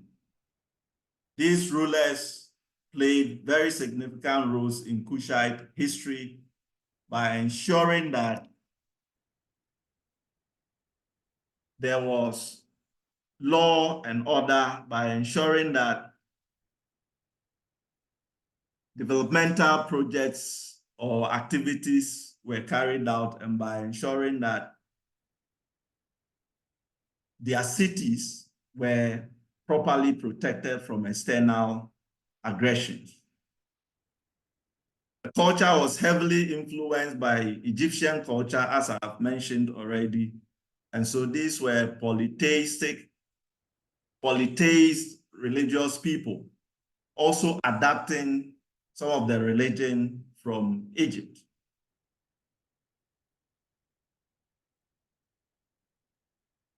Meroe also existed within the Nubian kingdoms from 1800 BCE to 350 CE, and it became very known as a result of its trading activities, agriculture, its architecture, and then writing skills. In fact, you find more pyramids in terms of the numbers, more pyramids built in the Nubian culture, that is Kush, Meroe, and Napata, than the number of pyramids that were built in Egypt, even though we admit that Egyptian pyramids were quite, in terms of architecture, more enormous, more appealing than some of the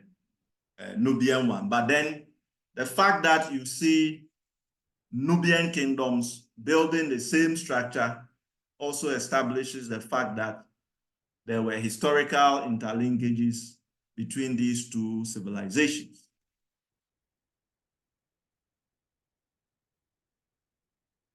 The Nubian kingdom will decline in the 4th century as a result of fragmentations over leadership, over trading activities, and then some conflicts that occurred later on as a result of declining populations and so forth and so on.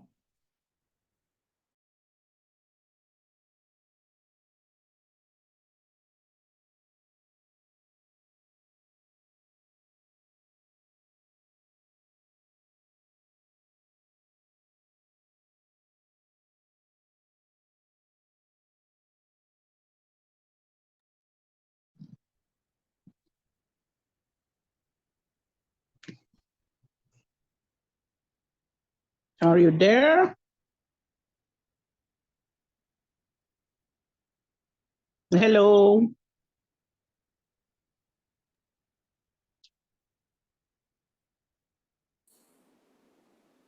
Something is going wrong. Hello.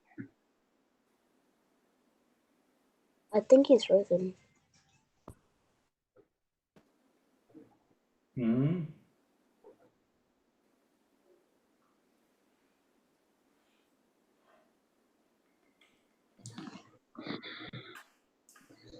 Where is Dr.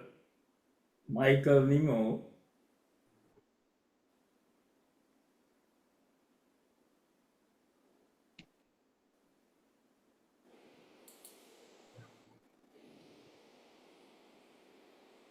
We can see and hear Dr. Michael Nemo. Some technical problem?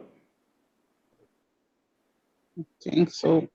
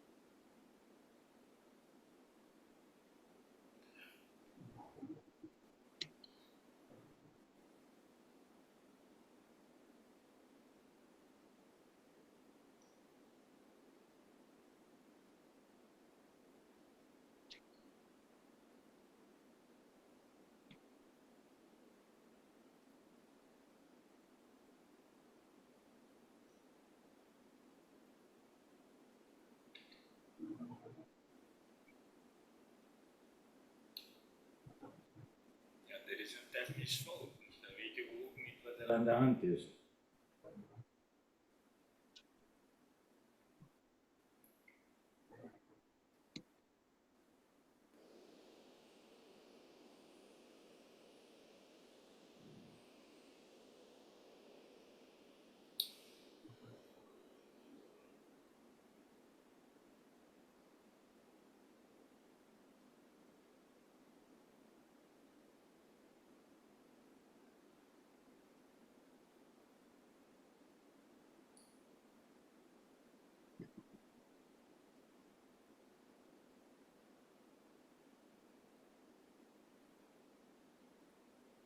Er is iets gaande.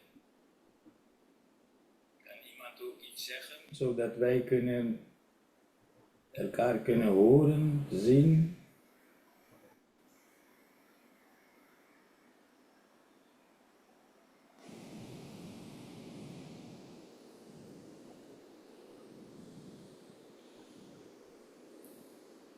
So right before he finished, my question was the point of reference for the BCE. So I know when I was in school, BC was before the birth of Christ, but BCE, I don't know if that's like before colonial era, which then the point of reference in the numbers then confused me a little bit.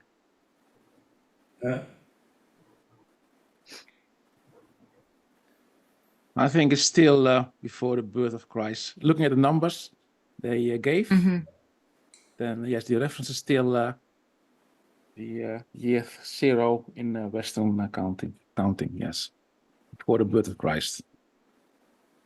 Okay. I just searched it up and it means before common era. Okay.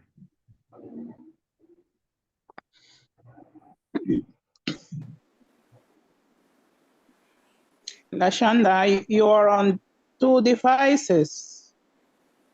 Can you see Oh no, that? that's my son. Yes. Yeah.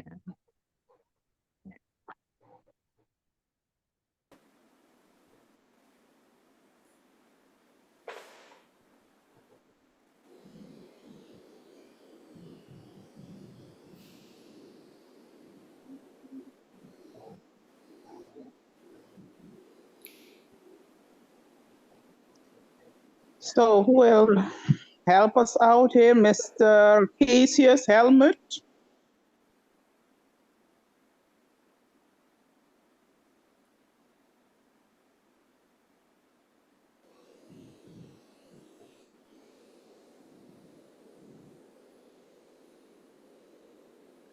I think it is an internet problem. Ja. Goedemiddag. Ik hoorde mijn naam.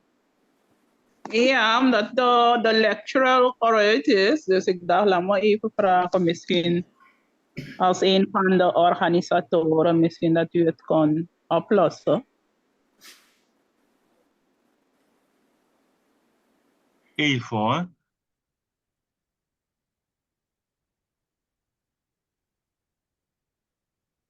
Is al een poosje eruit. Oh.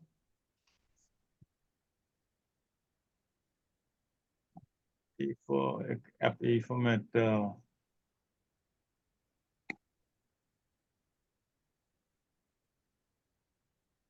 Dag allemaal, dit is Liesbeth vanuit Ghana. Ik dacht misschien is het aardig om een voorstellingsrondje te doen. Verschillende mensen hebben zich opgegeven voor deze cursus. En iedereen heeft zo misschien zijn eigen beweegredenen. Dus een beetje de tijd opvullen, totdat we weer verbinding hebben met Comasi. Ik weet niet of het moet in Engels of Nederlands moet. Wie is nu aan het woord? Lisbeth nog? Please start, Lisbeth. What's your introduction? Yes, sure. Hi Kenneth, how are you? I'm doing well. Even voordat Lisbeth, mag ik even iets, want ik ga dus niet Ja, ik ben er toevallig. Ik ga er niet bij alle colleges zijn, maar ik wilde even doorgeven ook wat ik zag. Dus bij de vorige groep weet ik dus dat omdat het online is het ook goed om van tijd tot tijd, als er geen ruis is op de achtergrond, om je mic open te hebben of dat je dat snel openmaakt als er een vraag wordt gesteld, omdat dat bij de docenten leidt tot exhaustion. Als we dus heel lang moeten vragen naar een reactie. Je kunt het ook voor een deel oplossen door via de chat te reageren. Dat wilde ik even doorgeven.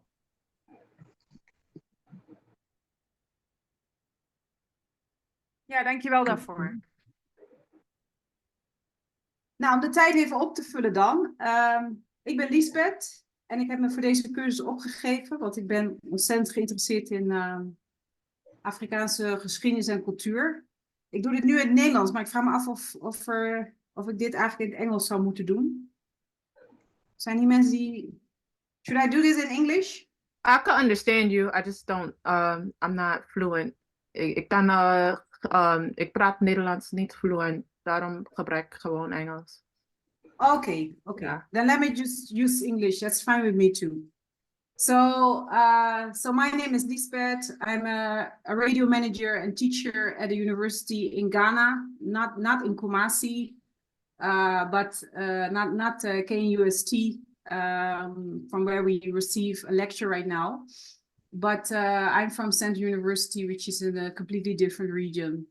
And I run the radio studio there, and I teach broadcasting. So and I find this, just like all of you, I find this course very, very interesting because it's the first time that we combine, people from 3 different countries like this. So that's about me. Maybe Kenneth, maybe you want to give an introduction too. I'm passing it on to you. Thanks, Lisbeth. Yes, my name is Kenneth. Hello, everybody. I'm happy to be part of this course. I'm in the Netherlands, based in Amsterdam. I am also, as a volunteer, hosting a radio show. I'm also the chairman of a foundation called Afro-Caribbean Levensbeschouwing en Spiritualiteit. I do it in both English and Dutch, no problem. Yes, and on my radio show, I do discuss these topics. I think maybe 6 years ago, I had the intention to do something similar to link both the continent, Europe, and in the Caribbean. So I did invite Lisbeth that time and another host from the Caribbean and myself in the radio show. So I'm happy this is now much more formal. I'm looking forward to work with all of you. So let me pass the mic then to Lashanda. I'm Lashanda. I live in Brooklyn, New York. Both my parents are from Suriname. I briefly stayed in Amsterdam as a child.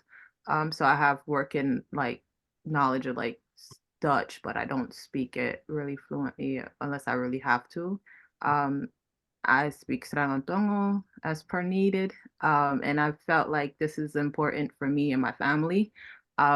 My son, who was here previously, he's homeschooled, so I homeschool both my kids because my goal is to have them have an African-centered education that basically reflects their identity. So this is a part of me just building that knowledge so that I could give it back to them.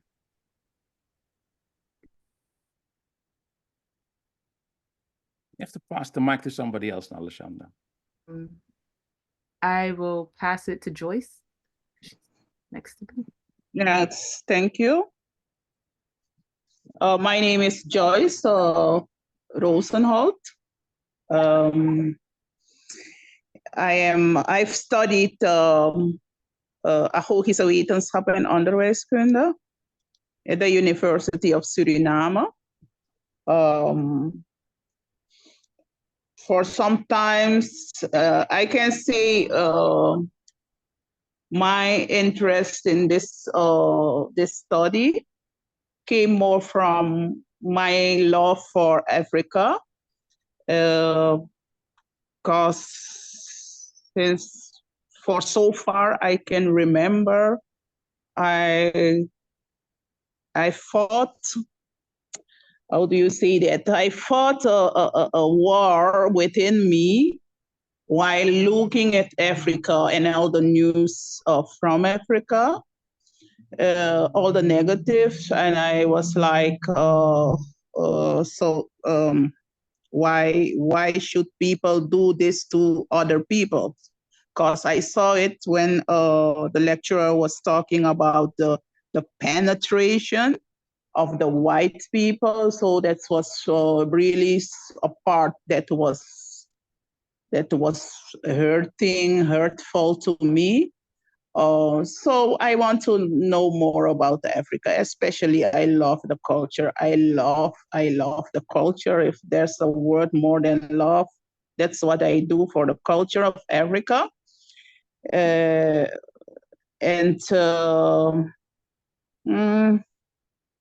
Fortunately, I caught a man from Africa. I've been married for a few years now with an African from Ivory Coast, very lovely guy, and so see me more in Africa than where I am here now. So for me, I'm looking forward to have a very special time with you guys, and I'm looking forward to learning a lot more than I know now, of course. And yes, that's my introduction. I do live in Suriname, and for now I am the general manager of the shipping company of Suriname. Yes, that's me. And I'm handing over the mic to Mireia. Thank you, Mireia. Joy. Yes, yes, yes. Here I am. Can you hear me? Yes. Yes. My name is Mireia Oliveira. I live in Amsterdam, in the southeast part of Amsterdam, Bijlmermeer. And I was fascinated as a child because only the ugly stuff and ugly stories about the Bijlmermeer and Black people and people of color were ventilated through media. So I decided at a young age, I want to influence media and I want to make different voices be heard. So I went in PR for the government of Amsterdam, and since 4 years I'm a trainer and facilitator also in deep democracy. And deep democracy is a philosophy based on well, Ubuntu, actually, South African ancient old South African philosophy that really origins in you and me can only live together when we see each other, when we feel each other. I cannot live by myself and by my own. And I'm the only Black facilitator in this whole country. And I want, with this course, and I've been waiting for this course for 25 years, I think. So I'm really happy. Yesterday I found out that this course existed, and I spammed Marvin through LinkedIn and Brost Institute. And I said, I want to be part of this because I want to add the African perspective, because I look like an African woman, although I was born in Suriname. I want to add different perspectives to this whitewashed society and history and language and theory that I'm also teaching. So there's a lot more to tell about people of color, and that's what I want to do. So I'm passing the mic to Veronique Veldwachter. Well, somehow I was expecting that it was coming to me. Hi, I'm Veronique, living in Rotterdam now for almost 3 years, born and raised in Suriname. I heard about this course last year from a friend that's participating in Suriname, and I thought it sounded fun. But in my 3 years here in the Netherlands, what I tell people in my surroundings always is that I've always been Veronique. And then I moved to Holland, to the Netherlands, and then I became a color. And I had to find my way, my identity, in a way, through all those sentiments. Who am I? Who am I in this society? I'm here with my youngest daughter. I see what she's experiencing in the school system. I teach at the Hogeschool Rotterdam.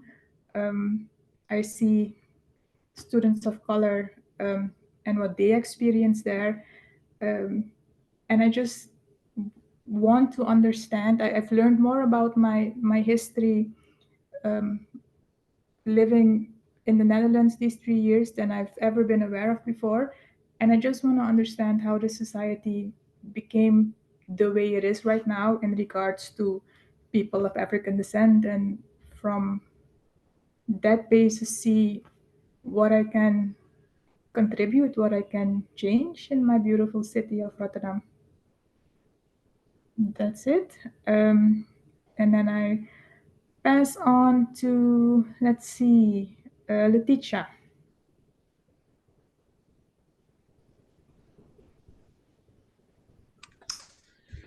In Suriname, it is good afternoon.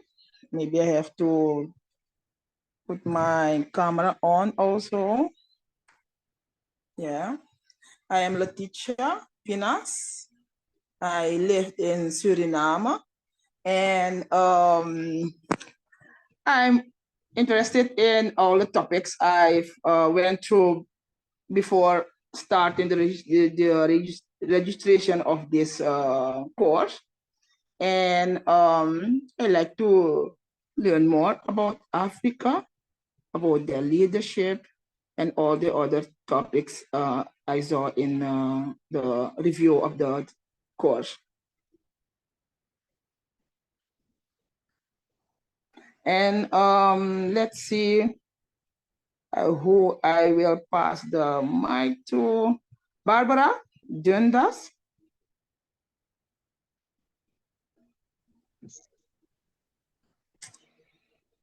Hi, can you hear me? Yes, I can hear you. Okay. Hi, I'm Barbara Gendas. I saw this course last year, and I was very interested due to the fact that I'm working for a non-governmental organization, and we've been working a lot with indigenous people. And since the last quarter of the last year, we're starting a pilot project that is more focused on African descendants. So seeing this course and being busy with a pilot project made me more curious in knowing the history and the way that I know more about African descendants. So that's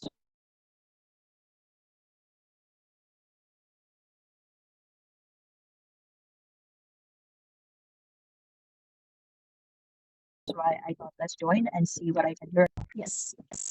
And I will pass the mic to Arlis.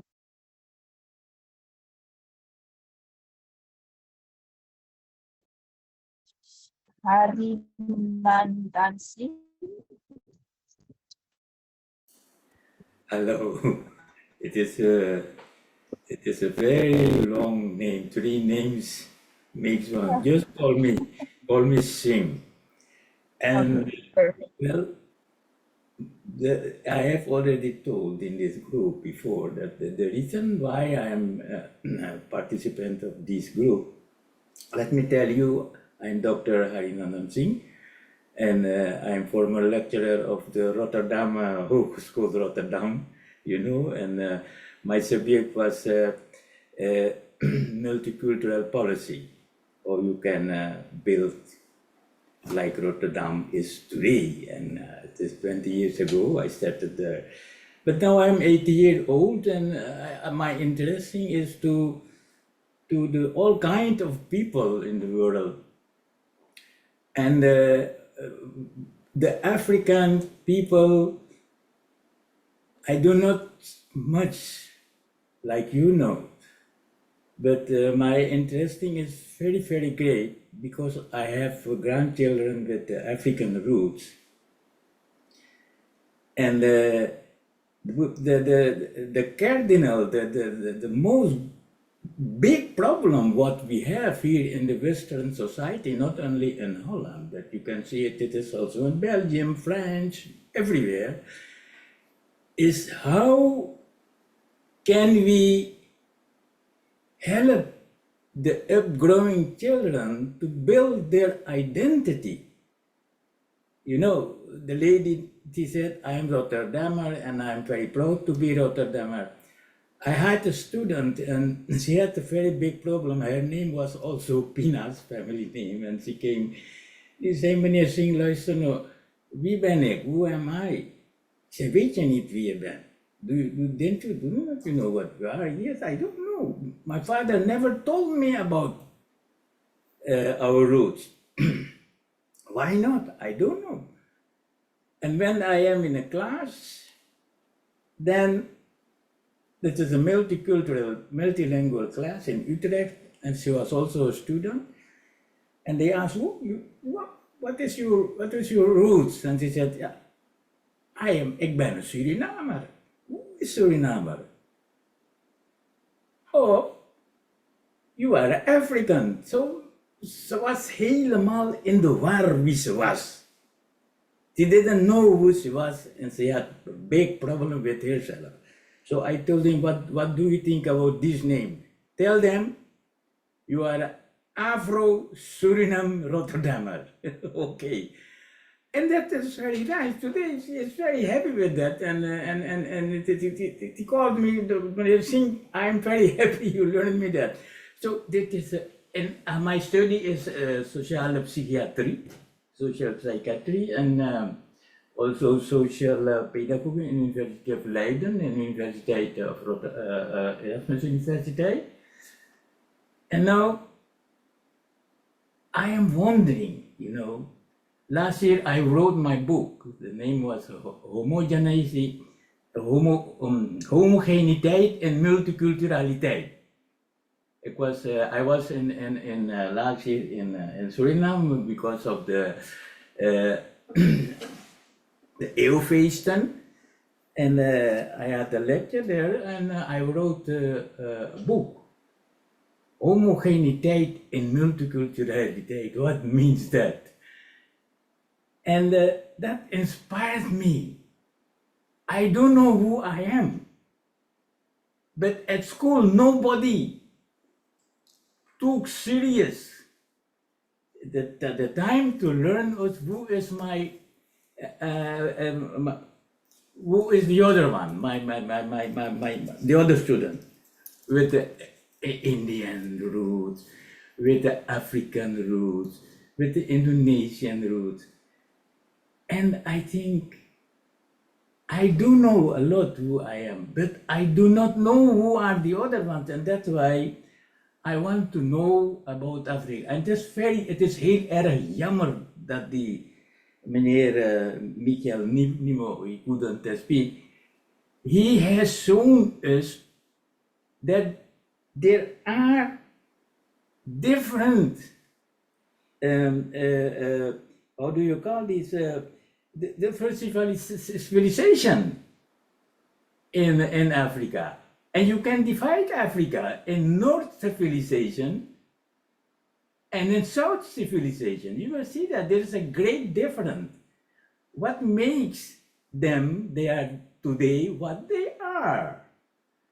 And what is the impact of the colonial time? You know, what was before that? What was their identity before 1500? And what became after 1500, 50 years after colonial time, and what is going to be in the future? These things are very important for me to learn, and that's why I had some money, and I said, okay, it is my spaargeld, hey, I spare the money, and I said, I can use this to go to the holiday, but I think, no, I'm going to pay this to learn more. And so I'm very happy to be with you, and maybe if God will, I can follow this course till the end. Iedereen heel veel succes. Tambung, was maar met tak saranang tongo uit New York, kota katani. Saranang tongo na want tongo sa unulering. Het is onze Surinaamse taal. Daar hebben we het gecreëerd. En daar moeten we trots op zijn. Laat me één ding nog dit vertellen. Ik heb aan Pater Shuni, toen ik in Paramaribo, when I was in Paramaribo, I visited the big man, the bishop, Shuni, and I told him, listen, you have to do a lot because there are two kinds of mutilization in the slavery. One is the physical, physical, the stamp of the back, physical mutilization, verminking, and the other one is the mental mutilization. De mentale mutilatie, en dan praat ik als sociale psychiater, is zo diep geworteld in de mensen, dat generatie op generatie zie ik die mensen met problemen waar ze niet uitkomen. Dank u wel. Ik kan geen naam noemen wie ik de microfoon kan doorgeven. Someone can take it over, please. Who is the next? Okay, can I? Okay, go on, please. Yeah. Thank you. Dank u wel voor het delen van die informatie. Vooral over uw achtergrond en de wens van de familie om te weten wie ze werkelijk zijn. I think a lot of us sit with this question: who are we, and where do we come from? Where we do come from, and where are we going? As the lecturer said some minutes ago. I am Ifna Freda. I'm from Suriname. I'm member of the traditional authorities, Kabiteng, of my village.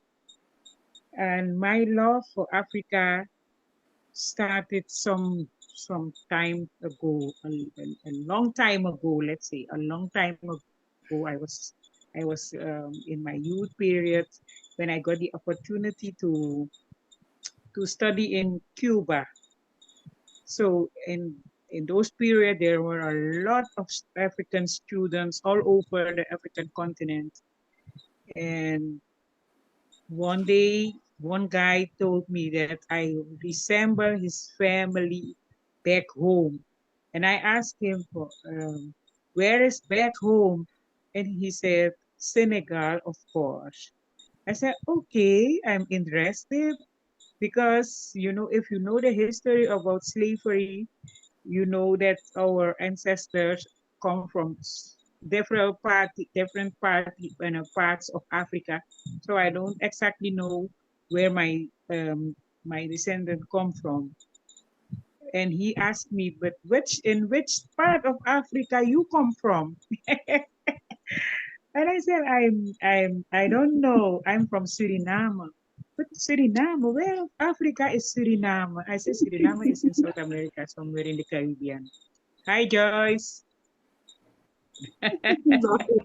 So from there on, we started discussing about our love for each other, our love for Africa, and I could recognize a lot of similarities about our way of lives. It's so similar. It's so nice to see that they eat with their hands and on a lot of traditional habits, and the culture is also so similar. There are a small lot of differences, but we are African, right? So from then on, I have this Africa in me all the time. But I have never been to Africa, but that is one of my biggest dreams I ever. can take My you. family.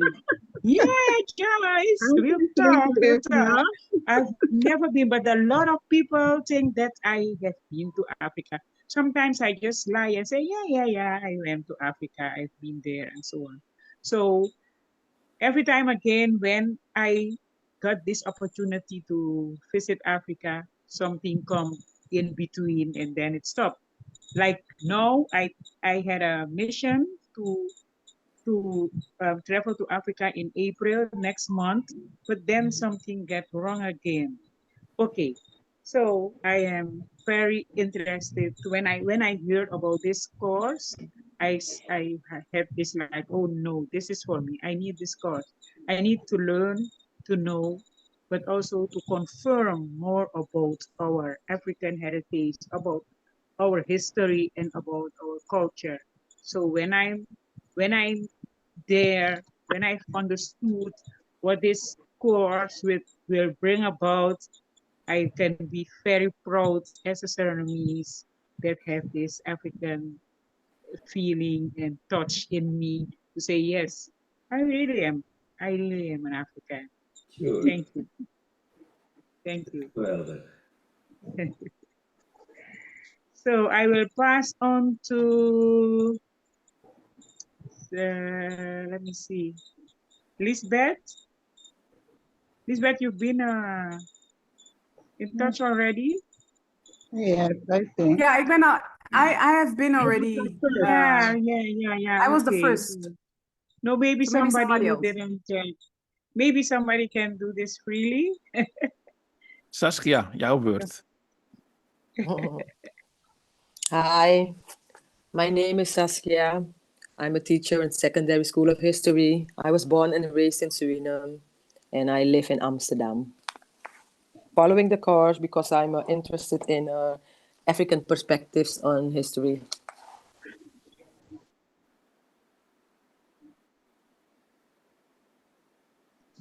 Can we see Saskia?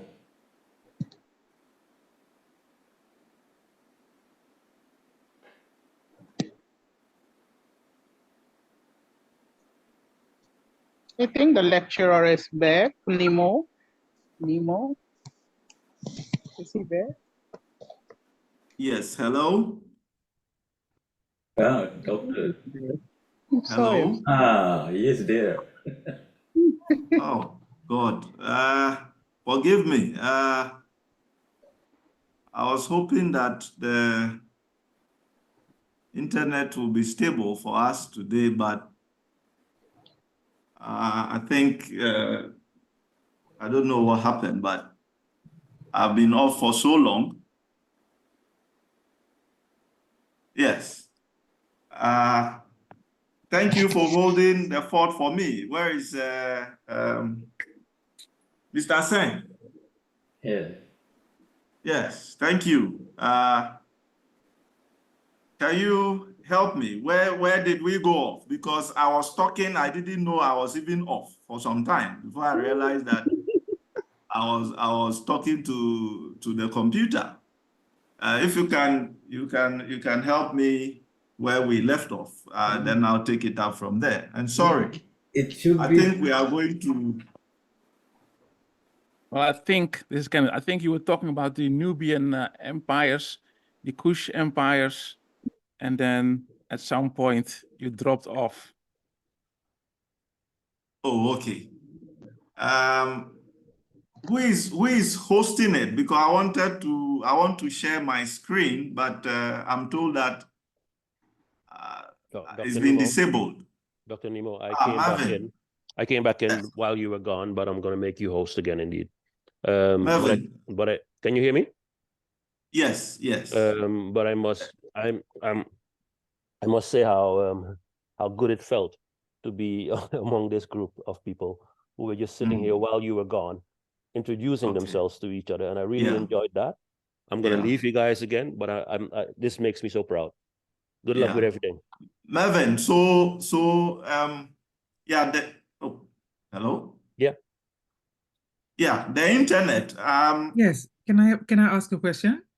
Yes. Until what time we are is this lecture gonna be? It's supposed to be for 3 hours. Okay. Yes, so we should be about wrapping up. Looking at the time now, it's almost 7:38 in Ghana. I'm just hoping that I wouldn't have any of those hitches again. Mervin, the internet issue, I don't know. I don't know how we will look at it, because I think the weather just changed. And that is why I went out for so long. And even coming back, it kept rolling, you know, even though I had internet on my machine. We were told some cables were cut off. And so we are struggling, but I thought that it was going to be okay. So I don't know, going forward, I don't know, because we maybe when we have our meetings on Thursday, we will look at that. We have our next meeting on Friday, not Thursday. Okay. And that's why I'm talking about between you and myself and Shell. Yeah, that's what those are the things that I wanted to discuss, because I also wanted to talk about how you will be the main host of these sessions. So I don't always have to be here. But we'll get to that on Thursday, and then we'll look at these things. You know, okay, we'll talk about that. Let me have my class. Thank you. Your host again. Good night, everybody. Yes. Hello, hi. Somebody wanted to say something?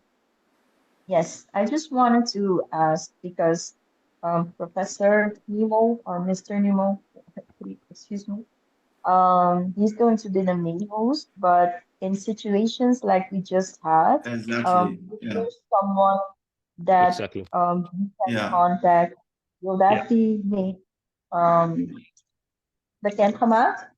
And those are the things that we're going to discuss on Thursday. Yeah, on Thursday.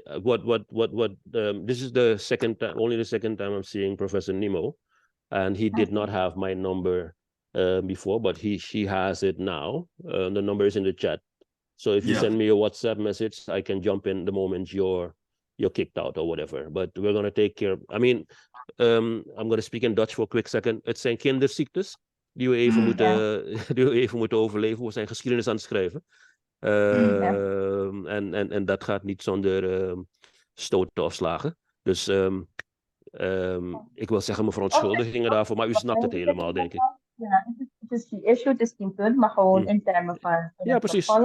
Gaat helemaal goed komen. Perfect. Ik heb 3/4 van jullie mooie gesprek meegemaakt en ik zat alleen maar te glunderen. Dus ik was er gewoon bij, hoor. Meneer Dr. Singh, I really enjoyed everything that you were saying, and I knew from the moment you signed up that you were gonna be a game changer. Please, so everybody's a game changer here. So thank you. I'm gonna leave you guys again. I have a request. Just a request for Dr. Michael Nemo. It's very good lecture he gave. Can we get the paper, because I couldn't notice everything. Yes. You know what geschreven is. Is it possible to? Yes, we are going to send you the papers because we'll treat the topic again next Friday. Okay, so we should have actually made them available to you for you to read, so that we'll have the interactions rather than the lecture form that I'm giving today. But however, for the subsequent sections, you will always have the materials prior to the discussions, so that we can interact and then work with the document. So you definitely have them at the end of the lecture. Thank you. Quick question, Marvin. Yes, sir. You also get access to the recording? Yeah. Everything is being recorded as we speak. So I will try to have this recording available tomorrow. I cannot promise that every recording will be available the next day, but every recording will be available to students. Okay. Marvin, Yes, sir. quick one. My colleague, Dr. Joab Obi, is also trying to get into the class. If you can give her permission, I'll be grateful. Oh, hold on. Let me see. I'm already in the class, though. I've been here for some time. Yeah. Okay, great. Yeah, I saw. I didn't know who that was, but welcome, Dr. Adjua. Thank you, Kelvin. Thank you. Okay, and class, let me quickly introduce Adjua to you. In fact, she's supposed to be the guest lecturer on this team, but for the challenges that we've encountered, however, she will eventually take it up either the closing section of today's meeting or next week. And then she will share the documents with the class. And so the idea is to always have two of us from KNUST on board at each section, so that when there are issues like what we've had today, one will step in to continue, so we don't have this vacuum. Adjua, welcome. We have only 30 minutes, so I will let you have your word, and then we'll take it up on Friday.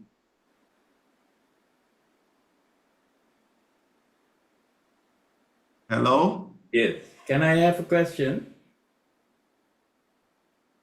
Yes, please, Mr. Singh. It is very interesting. You know, the next time I'm very interested in the cultural, because you told there are a lot of influence. There was influence before 1500. Okay. Then after the post-colonialism. Yeah. How was the people of yes, you can call the people, there was not one people, because people of Africa in North is a total other type of people than the South people. So there are a lot of civilizations. What is the impact on these days of the post-colonial effect on the civilization of the African people now? That is a question. Maybe next time you can take it.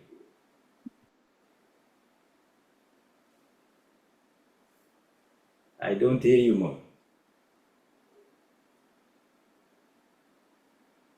Internet problem. Hello, Dr. Sen. Let me step in for Dr. Nimo while he's away. Before that, let me introduce myself and put on my video and introduce myself. Good evening. My name is Dr. Jowobi. I'm a colleague of Dr. Michael Limo. So he asked me to take the class for this theme on pre-colonial Africa. So I'm supposed to be a guest lecturer on pre-colonial Africa. And then to your question. Okay. That is also part of the study. So I'm going to ask that we be patient and go through the course, because we're treating pre-colonial to colonial, then post-colonial. So it's a trajectory of the evolution of Africa over the years. So maybe we should wait and not jump the gun while we wait. So I'm sure Dr. Nimo will take us through post-colonial and its impact on Africa and whatever is happening now. Thank you. Yeah. I have a question regarding the whole course, whole program maybe. I may have missed it because I joined a bit later due to work, but will it be, how will it be? Will there be exams? What can I imagine? Is it just a lecture that we'll be getting? Yeah, how is that put together? All right. While I cannot speak for Dr. Animo because this is his class, I am just a guest lecturer for this theme, pre-colonial Africa. I am sure is going to take a form of interaction. And so the format is to give the articles out before the class, then we read, and I'm sure we also expect you to read wider than the articles we give so that we have context. Then we come, when we meet, we interact, we share ideas on what we gathered from the articles and from outside the articles, and then how that impacts the theme for the day. So I'm sure it's not going to be a lecture in its lecture form.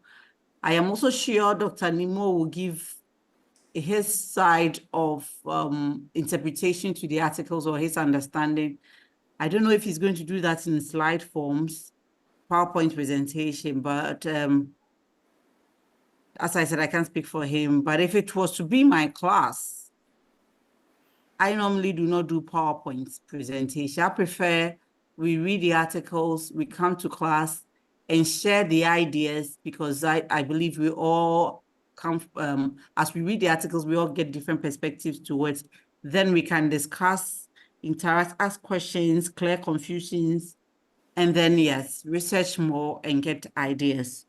So I'll leave that to Dr. Nimo. We are having internet challenges in Ghana for some time now. Our internet cables have been disrupted. So the outages, the fluctuation of Dr. Nimo's internet is not intentional. We are having a national internet crisis. So I also keep falling off and coming back. I'm sure he will join very soon. I didn't here. join. Okay, good. Yeah.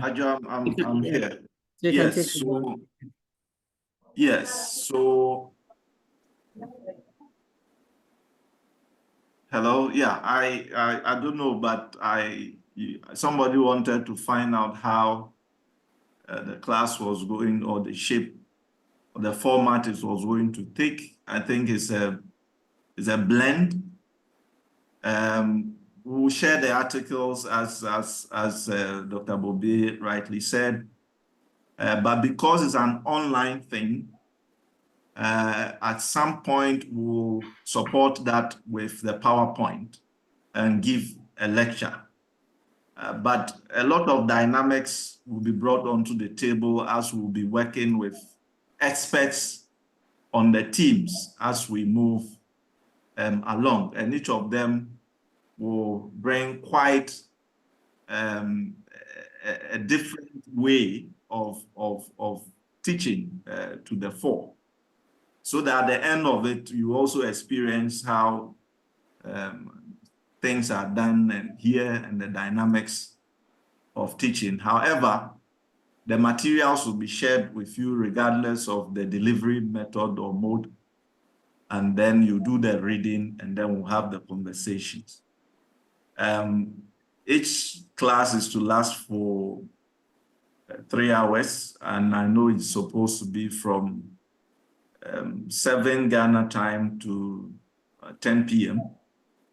I don't know, but I want to believe that the outline has been shared with the class, and the details of the course structure too has been shared with the class. But if there are any other issues, I think because of the challenges we are having, you can ask the questions, let us resolve them, so that on Friday we can finish the discussion on the team that we have started today.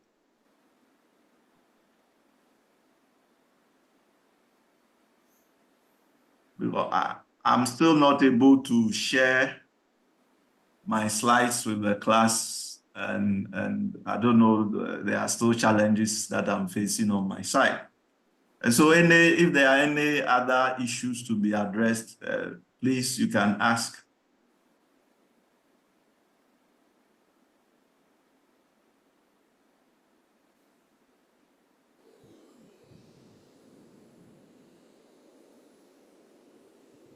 I don't have any other questions for now. Okay. Okay. Then I don't know. Marvin, are you still here? How do we share the materials, or is it okay if we just give you the references for you to then look for the materials online and read? Can I please ask a question, Michael?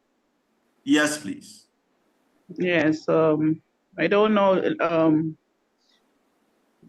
Just then I was out because I got a call. So I don't know if the question was for everyone to ask something or we didn't understand, right? So if you can please clear that so I can ask, of course, I do have a question on your lecture up till now. So I don't know if that was the occasion. Yeah, please go ahead and ask. Thank you. Thank you. So you talked about those kingship structure of Africa. That part wasn't really clear. Does it mean that every country in Africa had a king, was a kingdom, or what is actually meant by that? No, so when I mentioned kingship relationship, KINSIA, I'm not talking about the political structure here. Okay. Because we do have stateless society. Wait, so it's not kingship like king? It's not kingship like king. It is KINS. Yeah. KIN, kingship. Kingship. Okay. That's it's a relationship. Yeah. It's not the political structure. We did have stateless societies in pre-colonial societies that existed in Africa. So it's not everybody that had a king in that sense. But this is the relationship which is based on blood and marriages and consanguinity. That's the term that I used here. Kingship. Right. Okay. Yeah. Okay, that's clear. I really want to know more about that, so I will.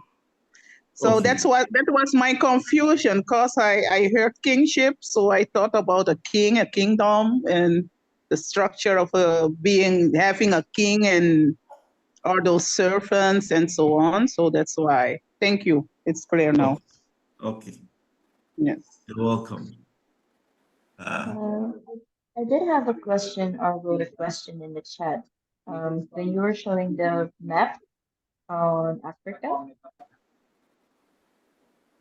Please, can you repeat your question, because Yes. My question was, while you were showing the map about Africa and for different African countries, I was wondering where Suriname fits, because in Suriname we speak of African descendants, but maybe the question was too early, but I just wanted to have the link between those two.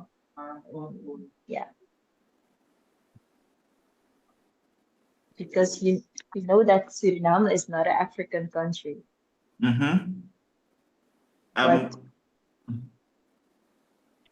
if you can, the line was dropping at some point, so I didn't get your question very clearly when you started. I think the context was that you were mentioning the African countries go cover, and of course Suriname is not an African country. We are somewhere on top, South American. But I'm thinking maybe the question is too early. But I just wanted to know the lane where Suriname would fit in this all, because in Suriname we don't speak of an African country, but we speak of African descendants. Or at least that's what I think. Right. If I get you right, you want to establish the relationship between Africa and Suriname, or? Yes. Oh, okay. And so, yes, Ajua did mention that These are issues that we will be dealing with. In fact, that is the last team looking at Africa-Surinamese relationship, the last team that we'll be examining in this course. However, I just want to quickly mention that because of the slave trading activities, which led to, especially the Atlantic slave trade, which led to the transportation of millions of people from the continent to the Caribbean, some of your ancestors did migrate from the region of Africa, and you know that the Maroons have their ancestry in Suriname, have their ancestry on the continent. So there is a historical link between that. And when Ambassador Buzia was also speaking, she did also indicate how some Brazilians did also move to settle in some parts of the region of modern Ghana. So our histories are interlinked based on the movements surrounding the slave trade and the emancipation era. So details of these things will be established as we move along in the course outline. Have I answered your question, please? Yes, yes. Okay. Okay. Looking forward. Okay. So I don't know, but it appears that I'm still not. Okay, now I am the host. So I want to quickly try and share the article on the civilizations with you. I want to share my screen because it's almost time. Okay. Please, can you see my screen now? Yes, we do. Yes. Yes. Okay. Okay. And so if you, oh, where is it? Okay. So I'm going to the last page where the references are. And then if you can go online and get, where are you? Right. And get this article and then read for next week. There are 2 other articles that I'll have to share. Okay, so this one, Hani Mohammed's books, African Civilization, from Ancient Kingdoms to Modern Societies, in the International Journal of Social Sciences and Human Research, published in 2023.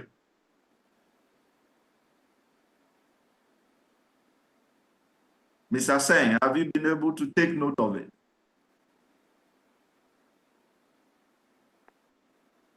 Hello? Oh.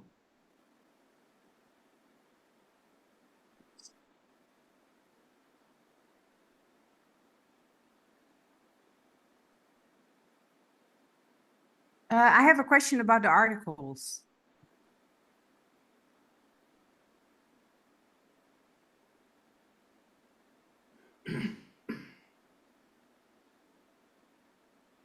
Well, Dr. Nemo, I have a question about the articles. Could you hear me? yes, please. Yes, please. I'm back. Yeah, so is it easy to get the articles? Do we have to pay for the articles, or are these articles for free online? Because it looks like it's coming from a academic journal, and usually you have to pay for that.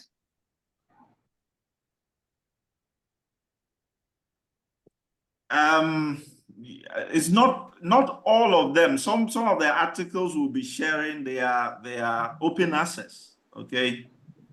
This particular one is an open access. If you go to Google Scholar, you should be able to have free access to it. Those that are paid up,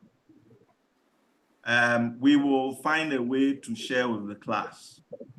If need be, we'll share the actual articles with the class so that you can have access to them.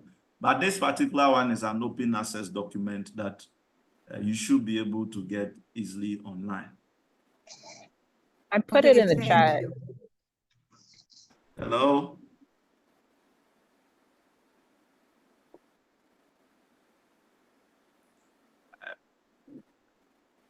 Hello? Yes. Yes, we can hear you. Yes. Are we okay on that? I thought somebody was saying something. Oh yeah, I put it in the chat, the article. Okay. Oh, okay. All right. So I'll find out from Shell and Marvin how we can make the documents available to the class before our next meeting. There are two other articles, one by Bob Melia that speaks to the issues that we are trying to deal with. And I think that we can read to enrich our understanding on the team. And so we'll see how we can share those documents with you. So if there is no other question, I think that we can call it a day today. It's been very nice meeting you.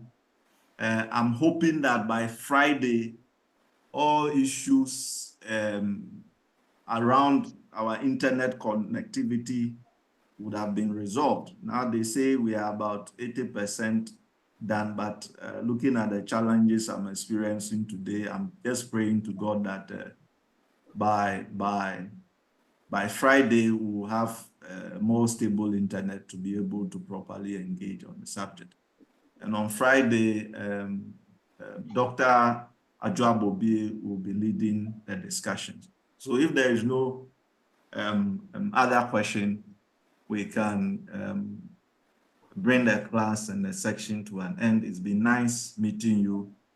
We hope to resolve the challenges that have come up today so that we can enjoy ourselves better when we meet on Friday and the following days and the other days that are coming up. Thank you all for coming. Thanks. Bye. Bye. Thank you. Bye. Bye. So Friday. Thank you. Thank you. Thank you too for coming. Bye. Thank you. Bye.